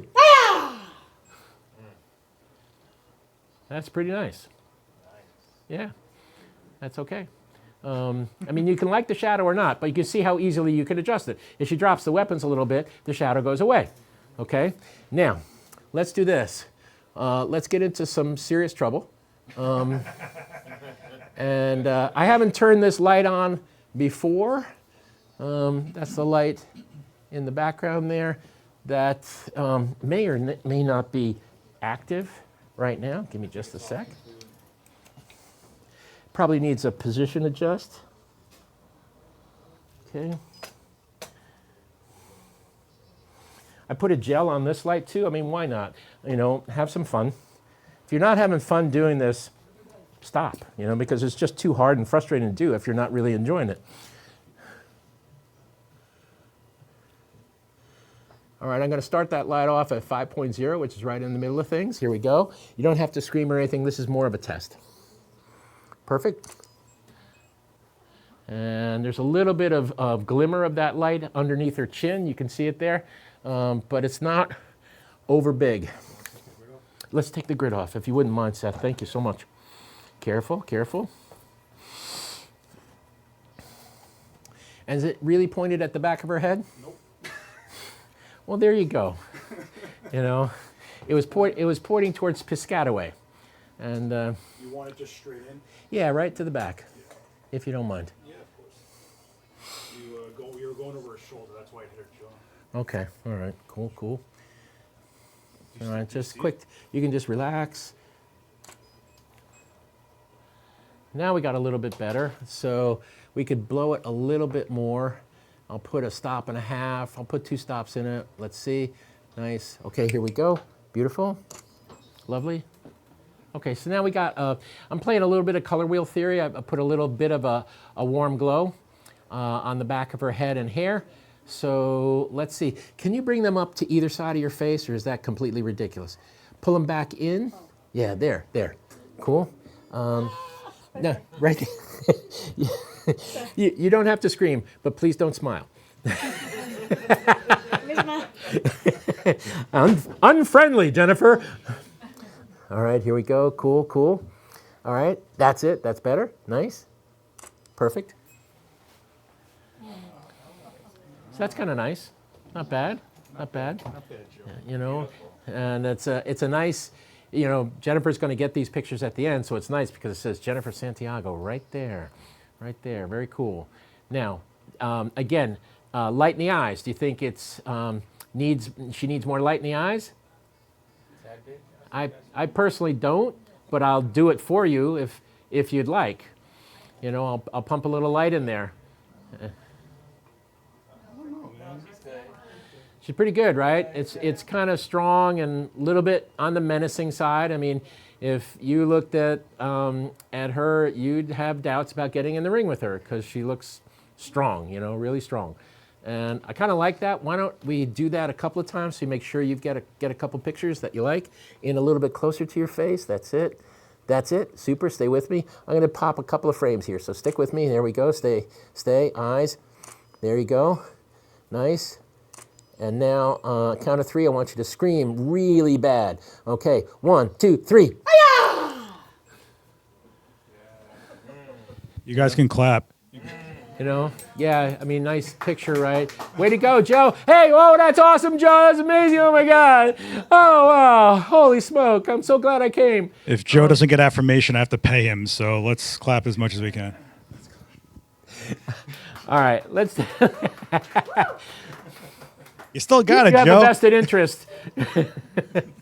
All right, that's Sarah back there. She's a lovely dancer. She works here at Adorama, and she's a friend with Jennifer. She's the reason we have Jennifer. So a round of applause for Sarah. Nice job, nice job. All right, let's do a couple of those. I'll give you a count. Scream on 3. Ready? In tighter. That's it. Cool, cool, cool. 1, 2, 3. Nice. Ready? 1, 2, 3. Nice. Ready? 1, 2, 3. Awesome. Fantastic. I think that looks pretty good, you know. So, all right. why don't you take a break? You know, so where are we time-wise, Seth? Got like 30 minutes left, more, maybe more. Okay, all right. You got time. Don't worry about it. Okay, all right. I'll try not to worry. I'll pull you when you're washed up. Don't worry. Okay. All right. So hopefully that was valuable. Just we'll move on from this setup, but hopefully that was valuable in terms of just building a set, you know, block by block. We saw 1 light, 2 light, 3 light, 4 light, 5 light. So 5 lights sounds like a lot, right? You know, like, oh my gosh, you know. But if you notice, they're all gridded, and every single light, it's not excessive, right? It's not excessive because every single light in the photograph has a purpose, right? You know, symmetrical wings, backlight, main, fill, all that sort of stuff is part and parcel of your thinking process. Before we move on to anything else, does anybody have any questions? Yes? When you're with your clients, do they have a time span, or like you say, you want this done in 2 hours, or you want this done in an hour? How do you adjust for that? Yeah, sure. I mean, that's my first question on location all the time. Repeat the question. And in terms of timing, you know, how do I accommodate a client's request, demand / need to have it done efficiently, quickly, and all that. I'm totally comfortable with that at this point. That's one of the benefits of getting older, is that I have a certain level of gravitas as a human being, that if somebody's really being obnoxious about it, I'll just let it happen. I'm like, okay, you want to get done in 3 minutes? You know, I can't do my best work in 3 minutes, but if that's what you want, that's what we'll do. Other times it's kind of necessary, you know, because you've got a lot of people hovering at the camera, and athletes, CEOs, et cetera, have people sort of wanting to whisk the subject away. So it's up to you to be prepared. No substitute for research, and a pre-scout can be very valuable in that instance, because then you have a lighting grid in your head when you walk in, and you're not trying to solve the problem on the fly. Other than that, if we're just intersecting for the first time, that's my first question, that literally to every subject. Hey, how you doing? Everything's good, thank you. How much time do you have? What kind of time pressure? When do you have to be out of here? And so that gives me a marker. Okay, I've got 2 hours to work. The very first thing I do is say, okay, I'm gonna select a space, and I'm gonna get to work. You go do some email, make some phone calls. I want them off the set, right? Because I don't want somebody hovering while I'm like sweating bullets. You never want to let the client or the subject see you sweat. You want to have them kind of walk in, and everything's nice and natural, and I'm just a creative flower, and this just happens, and now you're going to be graced by the beautiful light that I've brought along with me, and your heart will be lighter because of this experience. I never say that. In my head, I have certain words that I say. I never let them out of my head on location if someone's being a real son of a gun. Time is the enemy of photography. It really is. We never have enough time to work, generally speaking. So that's always a concern. But I try to get that straight right away. So it gives me a barometer for how fast do I have to push this along. It also indicates to me how visually ambitious I can or cannot get, right?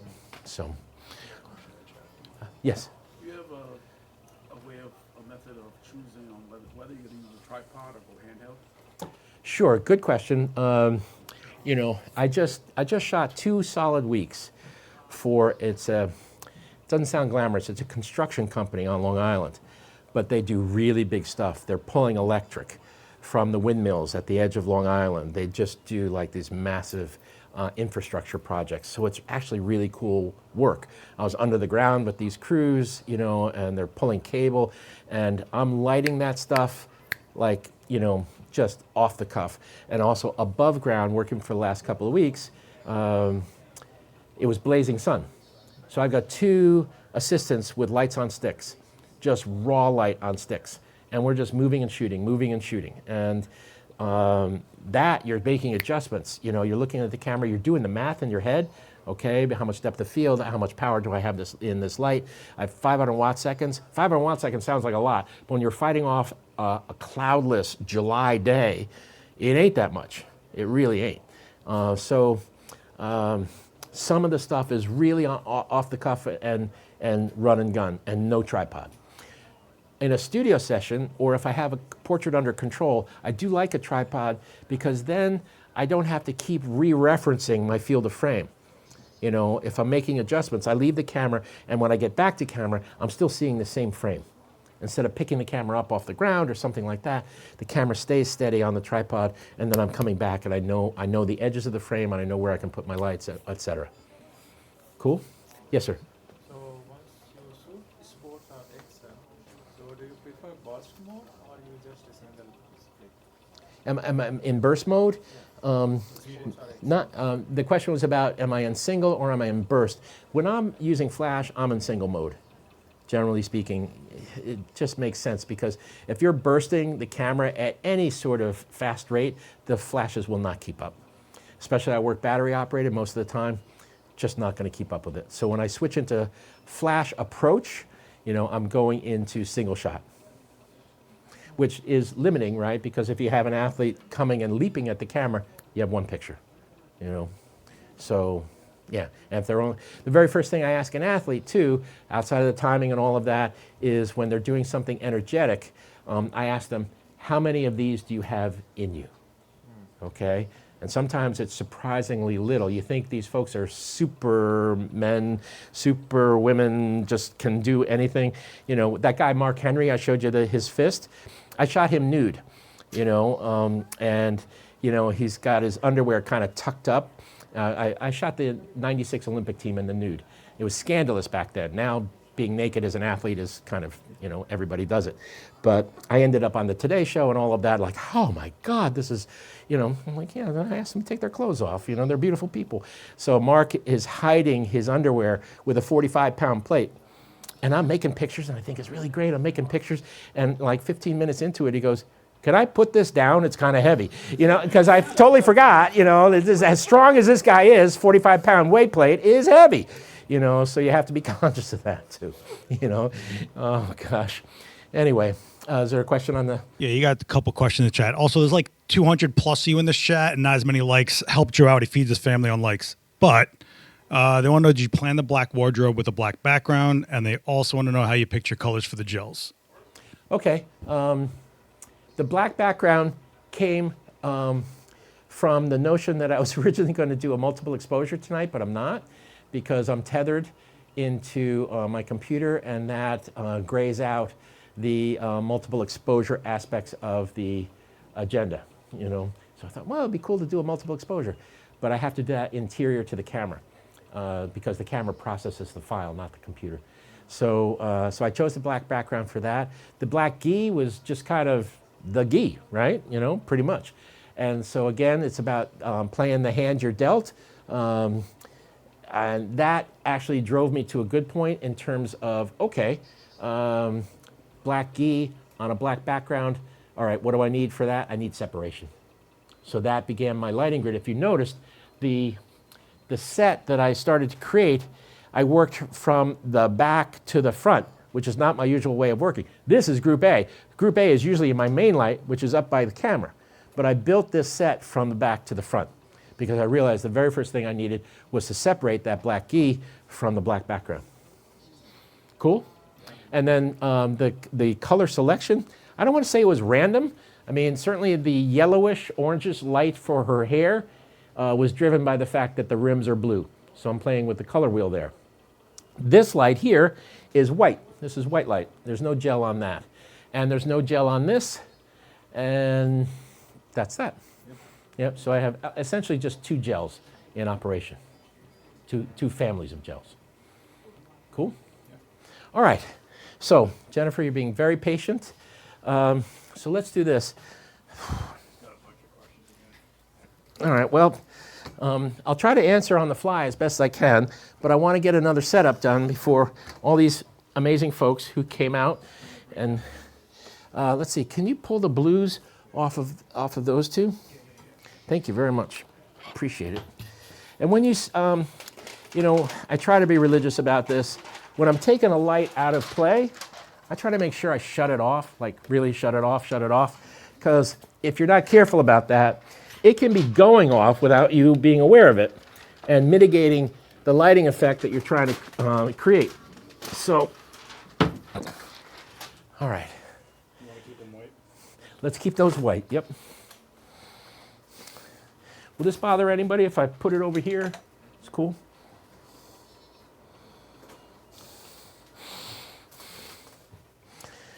All right, let's see. Jennifer, if you could maybe get on your mark right here. And actually, no, I'm sorry, I'll go profile. Let's start with that light. So if you could be angled this way, okay, and I'll shoot you in profile to start off with. I'm gonna lose this chair just for a sec.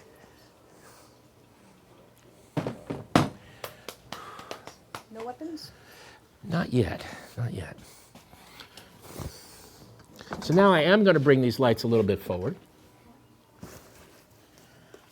Nice thing about a strip is it does put a narrow strip of light, but if you think you need more light on a certain area of the face or the shadow side of a face, they pivot. So instead of going straight up and down, I can move it this way, so some light will creep around to the shadow side of my subject's face.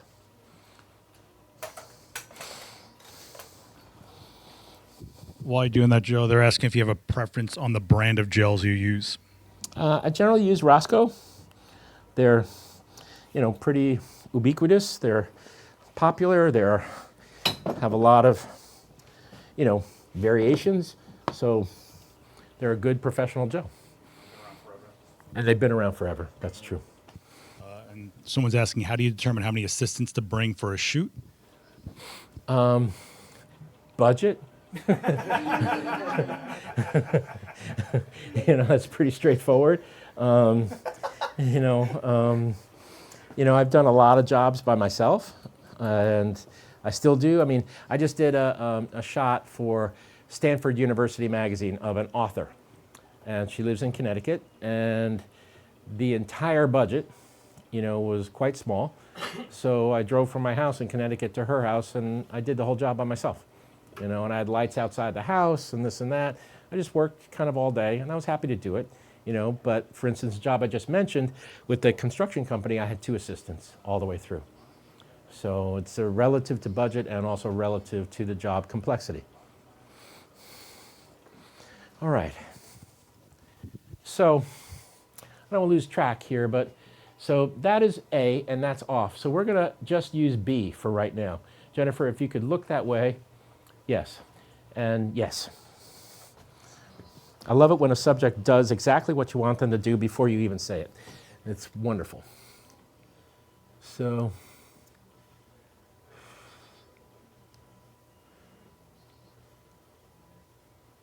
this is going to be too much light, but let's give it a try. Like I said, it's pretty close. All right, so a little bit hot, Seth, would you mind checking that A group light just to make sure it's kind of off? Thank you, man. I really appreciate it. Yeah, it's on standby. You think it's firing? It definitely fired on this one. Do you want to just kill it? Just kill it, please. Yeah, for now. And the wraps are doing me a good turn because that lead wrap, if it was just a flesh tone, it might start to get a little hot because it's physically closer to the light. So maybe just tuck that lead arm in a little bit. Okay, that's really nice. That's great. Wonderful. Okay, so a little bright. And remember that is B group light. So it's at 9.0. I'm going to go to 8.0, which is 1 stop down, be a little more subtle. Might be too much. That's beautiful. Remember, I'm at 1,000 at 5.6. All right, so there now the backlight is definitely out of the game here. So you can see there. You can see how, the light is not creeping around, and I have her looking. Here's a good thing to remember. when you're looking to do a profile, always assume that your subject's nose, say I'm the subject. You can relax, Jennifer. The subject nose is 12 o'clock, all right? And so say camera's over here. So my light should be at 10 o'clock, roughly, 10 or 11, in this neighborhood. Why? Because the light will pass the face and create a shadow drop on the camera side of the face, which edges out the cheek and gives the face volume and dimension, right?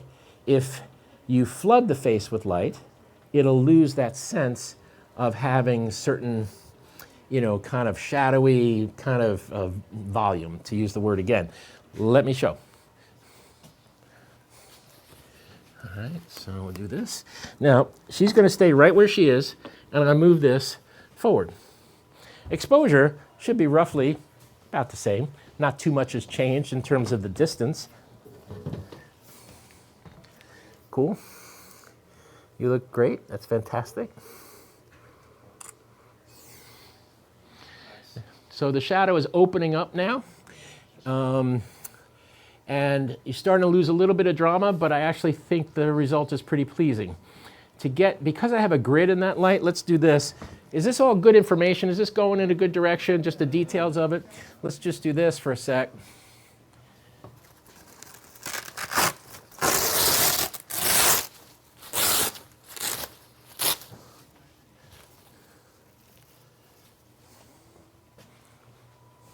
Now, that light is definitely going to be brighter than what you just saw. Nice. Because I stripped the grid off, it opens the shadow even further, and light loses, I think, a little bit of control, a little bit of charisma. I could get away with it if I just toned it down. 7.0, nice, perfect. What do you think about that? That's got a nice feel to it as well. If I was on a set that there were reflective walls, I would put the grid right back on, because right now with ungridded light, it's going to fly all over the place. But here, the light is traveling that way. It's got nothing to bounce off, so I'm not over concerned. I still haven't got kind of the feel. I think it's mostly because I wanted to show this. So I think it's mostly because I have this light angled forward. So let's do this. Push it this way and scooch back just an inch or two. Okay, there we go. See what happens. Okay, perfect, perfect. Nice. Well, resolutely, that shadow remains. I wanted to kind of blow it away. Let's see. I'm trying to screw up here. I am actively trying. Let's see, mess with me, son of a bitchin' light. Hey. Ah, jeez. All right, so you still got a shadow, but be careful of that, because if you drop your subject into the field of the light, the more dramatically you push them into the broad nature of the light, they'll start to lose that defining shadow that is part, I think, parcel of a good profile light. So, okay. All right.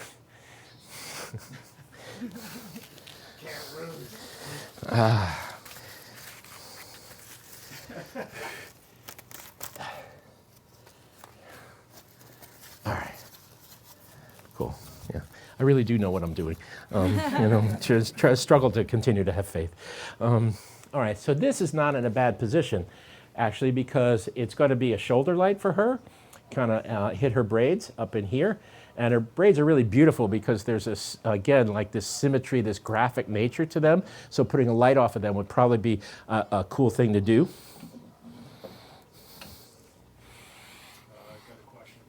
Okay. They're asking, would you think about knocking back the harsh shadows for female athletes for more flattering light? Depends on the mission. It's a good question. Depends on the mission of the assignment. If it's a natural thing to do, I mean, you can just relax, Jennifer. It's a natural thing to do to photograph a fighter to look like a badass, right? It kind of goes with the turf, right? You're not going to, use the light you would use for a newborn for an MMA fighter, right? It's a disconnect, So, but if many, particularly female athletes, also male athletes, are just unbelievably beautiful, and lots of fashion magazines reach out to them, and other magazines that are not necessarily sports driven or assignments. Gabby Reese, does anybody remember that name? Female volleyball player, phenomenally beautiful. And I photographed her years ago, and it was an article for Life on strong women, and they wanted a concept-driven photograph. So I had a prop volleyball made in Los Angeles, huge, like 8 feet in diameter, inflatable, and then I got fishing line and high buoys, and I strung the fishing line this way and supported it so she could get under it, and I took her out to a dry lake bed, and she's in her usual kind of beach volleyball outfit, bikini kind of thing, and she comes underneath the ball, and I posed her as Atlas, and it's a lovely photograph. She loves it, and I've sent her a couple of prints over the years, but there's a concept where I was really trying to make the athlete not only look strong, but also look absolutely beautiful. So it really depends. You have to back your solutions out of the assignment. Everybody's mad for limited depth of field, right? Okay, fine. For a moody picture of, I don't know, a writer of mystery novels, maybe you photograph in a bar, with limited depth of field and kind of murky and moody and stuff like that. If you're photographing a CEO and you have Mr. or Mrs. Big Shot outside the corporate headquarters, you're not going to photograph minimum depth of field because you're going to want the building, you're going to want the signage, you want to know who they are and what that orientation is. So, it sounds weird, but your f-stop is actually driven by the nature of your assignment. It's not just like part of my creative journey. It's a mission. They're paying you money to render a result that it fits their bill. So when you start to take money from people, the game changes. Yes? Just to piggyback off what you're saying, if you take a picture of, say, like a female athlete, do you like the pores to be in the picture, like the sweaty pores, or do you beautify it, like and retouching, like kind of just smooth that out? Generally speaking, not so much. In fact, we're going to go to sweat, and maybe you could take a minute and just do some oil. Yeah, because I asked Jennifer to bring some oil and some sheen, and we're going to go into like a post-workout look. Okay? So, yeah, it depends. Also depends, and I have a frame of reference that is, I admit, is like from the way I grew up photographically and not so current anymore, because right now anything goes. We're on the verge of AI and all of that sort of stuff. People are changing things like crazy. But I photographed Michelle Pfeiffer for Life magazine with the bulk of the collection, the United States collection of gems at the Smithsonian, Hope Diamond, the whole 9 yards. And then we ran it in Life and didn't retouch it. And actually, there were some of the women's magazines who took up that and started writing articles about it, how Michelle Pfeiffer was so brave that she allowed Life magazine to publish her pictures without any retouching. Well, to me, she's a phenomenal, beautiful person. Put the picture in the magazine, So it really, it's all over the lot, I prefer success at the camera. I don't dive into retouching over much, unless the job calls for it. If it's a beauty job, for instance, it'll be retouched. There'll be skin work. That's beyond my capabilities, so we send it out to a professional retoucher. Cool? Yep. All right. I'd really like to get back to photographing her. I don't know, Joe. I'm paying you, so, Once you get paid, everything changes, Joe? A little more. But I think people just think shadows are ugly, period, don't you think? Like they get scared of it? I love shadows. I live on the dark side. I love shadows. Shadows define the human face. They define life. The play of light and shadow. One of the best pieces of advice I ever got was from John Loengard at Life magazine. He always told me, if you want something to look interesting, don't light all of it. Yeah. It's like, but they're asking about flattering light and shadows. Just because that shadows doesn't mean it's not flattering. Can I do this? Okay, ready? Hang in there, not done yet. I'm gonna put a little on your neck, is that okay? Sorry for this, sorry. I'm used to it. All right. Now, because of that turn of events here, I think I turned that on. That's A, 9.0. All right, again, fighting stance that way, please. Okay, can you bring your fists in really close to your chin like you're protecting? Okay, cool, that's great, perfect.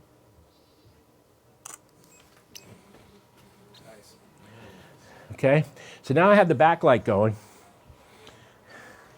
Super sharp, and you can really tell the, the sweat. You see the sweat? And that looks nice. It looks nice. Okay.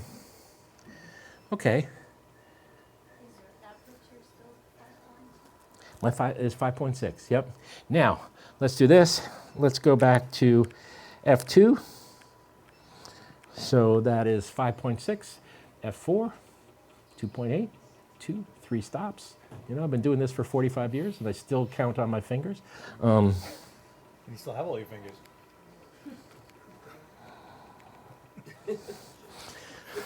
That was cruel. What just happened to you, Joe? All right. Now, again, super tight with the fists, okay?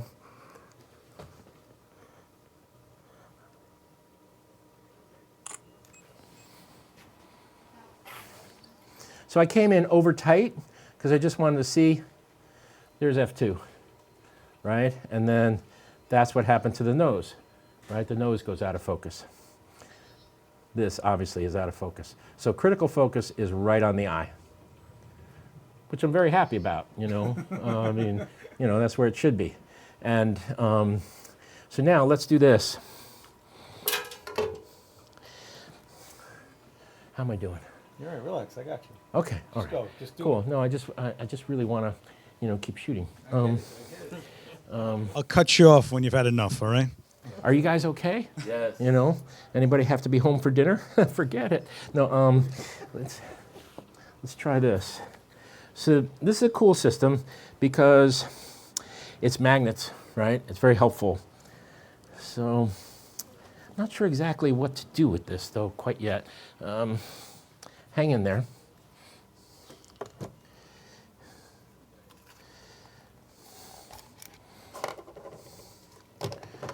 They're asking, so oil was applied to her skin first, then water?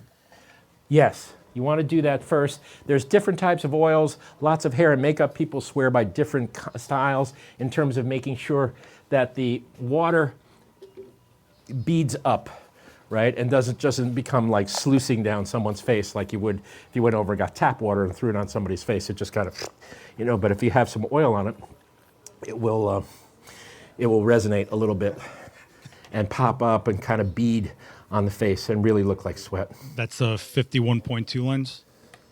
Yeah, I've shot the whole night so far with the 51.2. They're telling you to call for hair and makeup so you can have time to work. Yeah. All right, so let me see. What was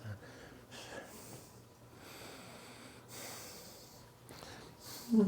No, it's not a 24-hour stream. Stop it.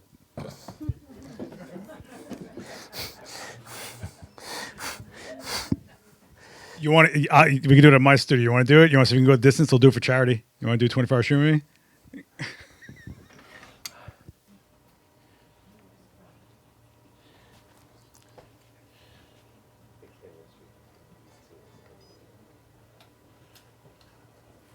They're asking if that backlight has a grid.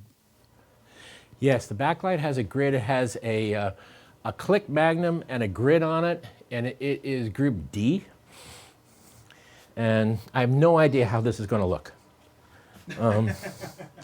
But, you know, hang in there, Jennifer. Sorry. You're being incredibly patient. How about a round of applause for Jennifer? She's really just hanging in there like gangbusters for us.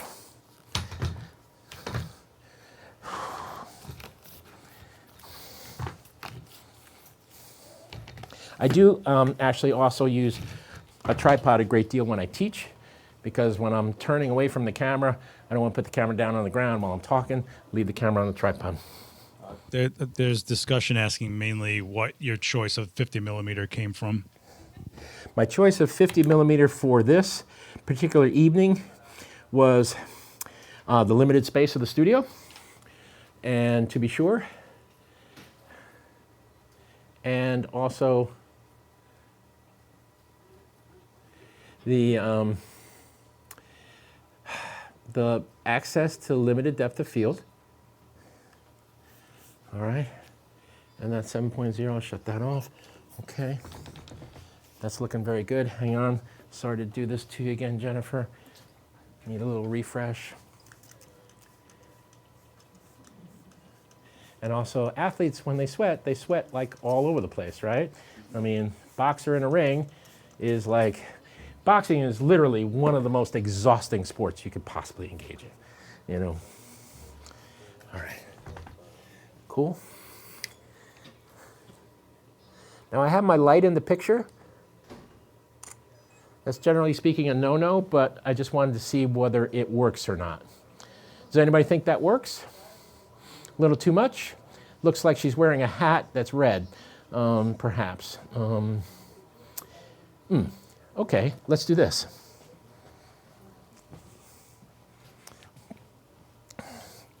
What you're seeing here is a determination to get complex, a determination to actually get so deep into trouble, there's almost no way back. But that's part of the fun of it, really.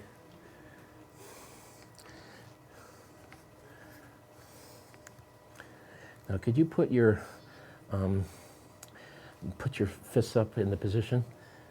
So maybe, just maybe, it might work if I do like a little glimmer of a light off of her forearm here. Sorry. All right, cool. Nice. Okay, it's a little much. The reason it's a little much, Seth, could you help me out? The reason it's a little much, you see the angle there? It has to skim up the light. So what I'm thinking is if we can get it low here and have it just blow up the forearm. Right now it's just a spotted light. You want to go this way? Yes, just a glance. Always remember angle of incidence, angle of reflection, very powerful photographic element. You know, you get a lot of, if you can skip a light instead of slam it, that oftentimes works better. Quick tip, if you would like or be interested, if anybody works by themselves, if you're doing nighttime portraiture out on the streets, has to be something of a quiet street. But if you have like somebody out there you want to photograph with street lights in a moody way, this and that, brick, concrete, highly reflective, okay? Take your car, say someone's on the sidewalk and you're photographing them, and here's the buildings. Take your car down to the end of the block, turn it around, roll it kind of up on the sidewalk at 45 degrees, turn on your brights, and then put heavy-duty gels over your headlights on your car. You will light the entire block, okay? Just, it'll skip right off the buildings and come right back. Your subject probably even get a little bit of a rim. So you're going to get this casting a shadow. So if you go across her, you're going to get that shadow. If you want it more directed. Let's try that. Yeah. Let's try that. Okay, all right. This light is going to go all over the place here. All right. It's a lot of light. Let's tone it down just a tiny bit. And her fist is going to make a shadow on her jaw. Let's see. Cool. Yeah, a little bit. All right, I tell you what. Let's try this. I'm going to kill that light. Seth, if you wouldn't mind killing that light there and replace it effectively in this position with this light. And let's see what it looks like instead of the white light on her braids. Let's see if we can just replace that with more of a spotted light and see how that works.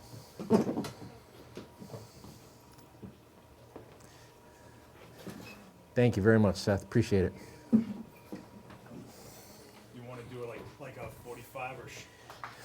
Yeah, like Here than here? yes, let's hit more of her shoulder and her back. I'm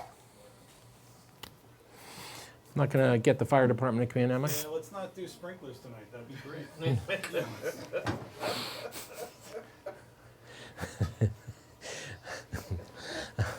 All right, so I'll leave it up to you. You want to do the back, yeah? Yeah, just the back. All right, ready? Fighting stance. Here we go, here we go. Okay. Starting to have a little bit of merit. Let's try again. Cool, cool. Let's just see what the residue. Not enough. Just blow one piece right near her head. There we go. Cool, cool, and that's nice. That's starting to get there a little bit. I mean, smoke is like herding cats. You know, you just can never tell what's going to go on.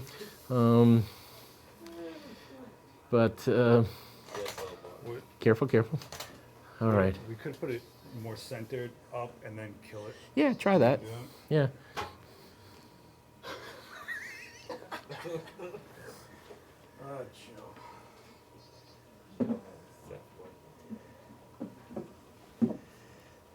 Maybe take the grid off of it. Let's see. Watch your eyes, Seth. Watch your eyes. Come on, Joe. Oh. That's all right. That's all right. That's all right. Cool, cool, cool. Yeah, but now if you light the fog. Let's see. Cool, cool. There we go. Is it going off? I think you need more light than that. Yeah, because it's not really hitting much. So, all right, so I'm going to kind of blow it out here a little bit. Here we go, here we go. Perfect. Nice. Starting to happen a little bit. Now, if we put a different gel, say with that light here, let's just try that for 1 sec. That'll be the last thing I'll do.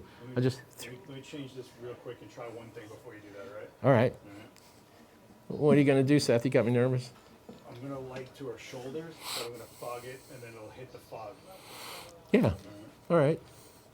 Everybody get that on the air? We're gonna hit the fog. Hit the fog. We're gonna hit it so bloody hard it's never gonna recover. Swear to God, fog will never be the same again. Oh, Joe.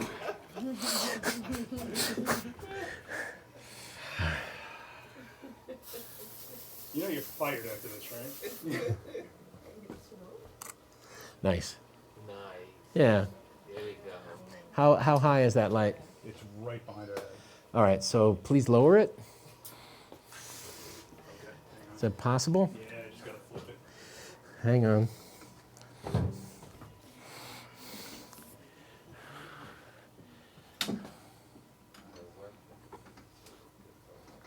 You wanna keep it straight?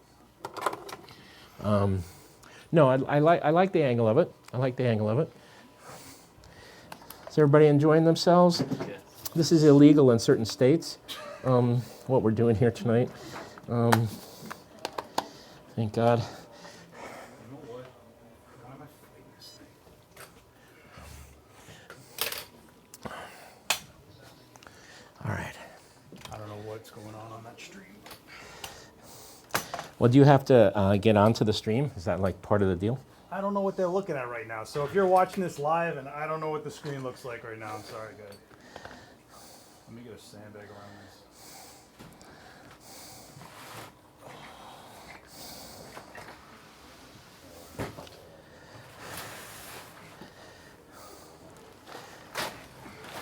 Thank you, thank you. Almost done, Jennifer, almost done. All right, here we go, one more time. Ready? Cool, cool, cool, cool. All right, Seth, can you pull it? Let's put that one, What are you doing with this? I don't know.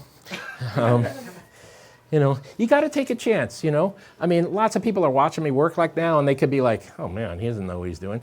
You know, it's not that I don't know what I'm doing. I know what I'm doing, but I'm experimenting to see within the context of that what may or may not work. Here's the thing.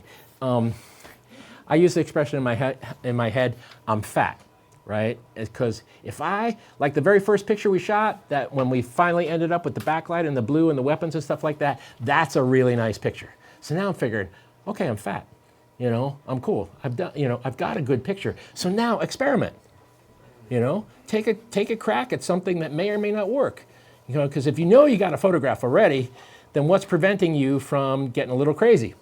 You know, even if I'm in public, I don't care. Hey guys, you know, whatever, you know, have a pizza, relax, sit back, you know.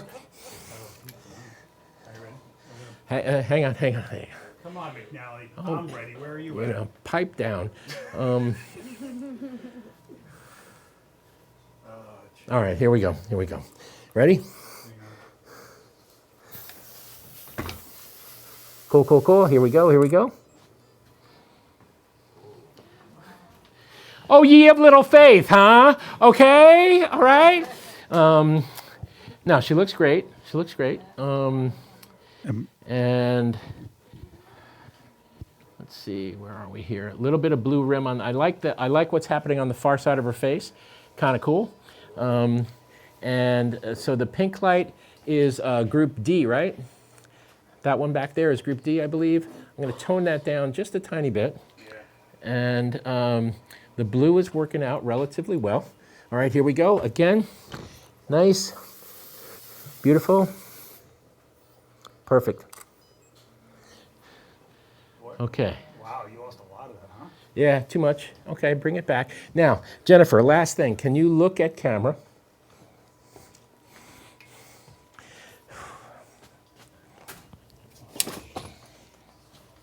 Oops. Are those lead shot bags? No, it's full of tools.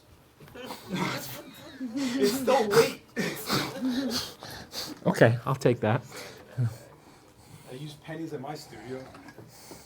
Cheapest sandbags ever. What do you want to do? Could you grab a white fill board? Yeah. Or one of those metallic ones you showed me? You want a real board, right? Yeah. Now, this isn't classically the light I might use for an upfront portrait, but let's you know, have a bit of fun with it. I'll see if I can get it out of my photograph, which would be nice. All right, just relax. This will be the last picture coming up. All right, that's pretty nice. Okay, now grab the weapons, please. Okay, and that is A. Put a tiny bit. No, that's not A. That's B. You are in it now, McNally. Ah, man. All right, cool. Quick thing. Just looking your way. Cool. A little bit brighter. Okay. Now, you see the attitude and change of the light? See when she was looking at camera? See the drop shadow on the far side? Now she turns, and see how that is flooding her with light. That's the point I was trying to make before. Now there's no character to this whatsoever. Okay? All right, so, again, same pose, in tight. Okay? Let me size up here. Pull it in tighter towards your face. Yep, in there. Quick test. Nice. Now I'm a little too tight on her. I got to move back. Okay, nice. Tighter even onto your face. Cool. Now I've got my background light in the photograph, but I'm not going to mess around too much at this point. It's late. Seth, the pink light in the back is what group, please? D, I think? D is in David? Okay, I'm going to make that a little stronger. And, okay. All right, let's smoke it up. What do you want to do with this? I want to scoop it underneath this. Like this, right? Yeah, exactly. Silver, though. Silver, yeah. Whoa. All right, here we go. Lots of smoke. There we go. Okay. All right. Nice. Okay. All right. I'm exhausting Seth. Please do that again. Could I get a hand out of the audience, please? Could I get somebody to give Go. Okay, here we go. Ready. Tighter. That's it. That's nice. Stay with it. Nice. More smoke. Nice. Perfect. All right, cool. Now, you know, that light over there, I can handle that. I'm not going to get observe niceties right now because the store is about to close and they're going to throw us out onto the street. But anyway, let's do one more with the more smoke and hang on. Okay. You got this. Yeah, yeah. No, it's just I don't want to let it go quite yet. Okay, ready? Ready? Now, I want, if I may, I want the scream of your life. Okay? All right. You ready? Ready? And I'm going to be in really tight. Okay? Okay. 1, 2, 3. Ah! It's not a bad one to end on. You know, not a bad one to end on.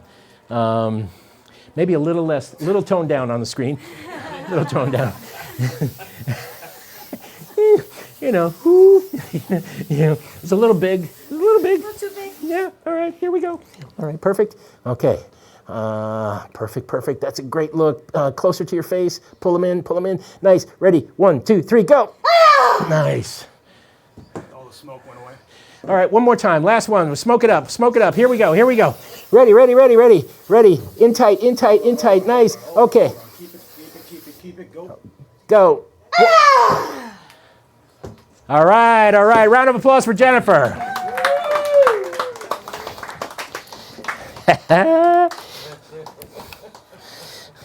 So, all right. All right, we'll keep you, Joe. All right, thanks. So everybody have fun? Yeah. Cool? All right, cool. All right, nice of you to come. Appreciate it. The store appreciates it. Thank you, Adorama.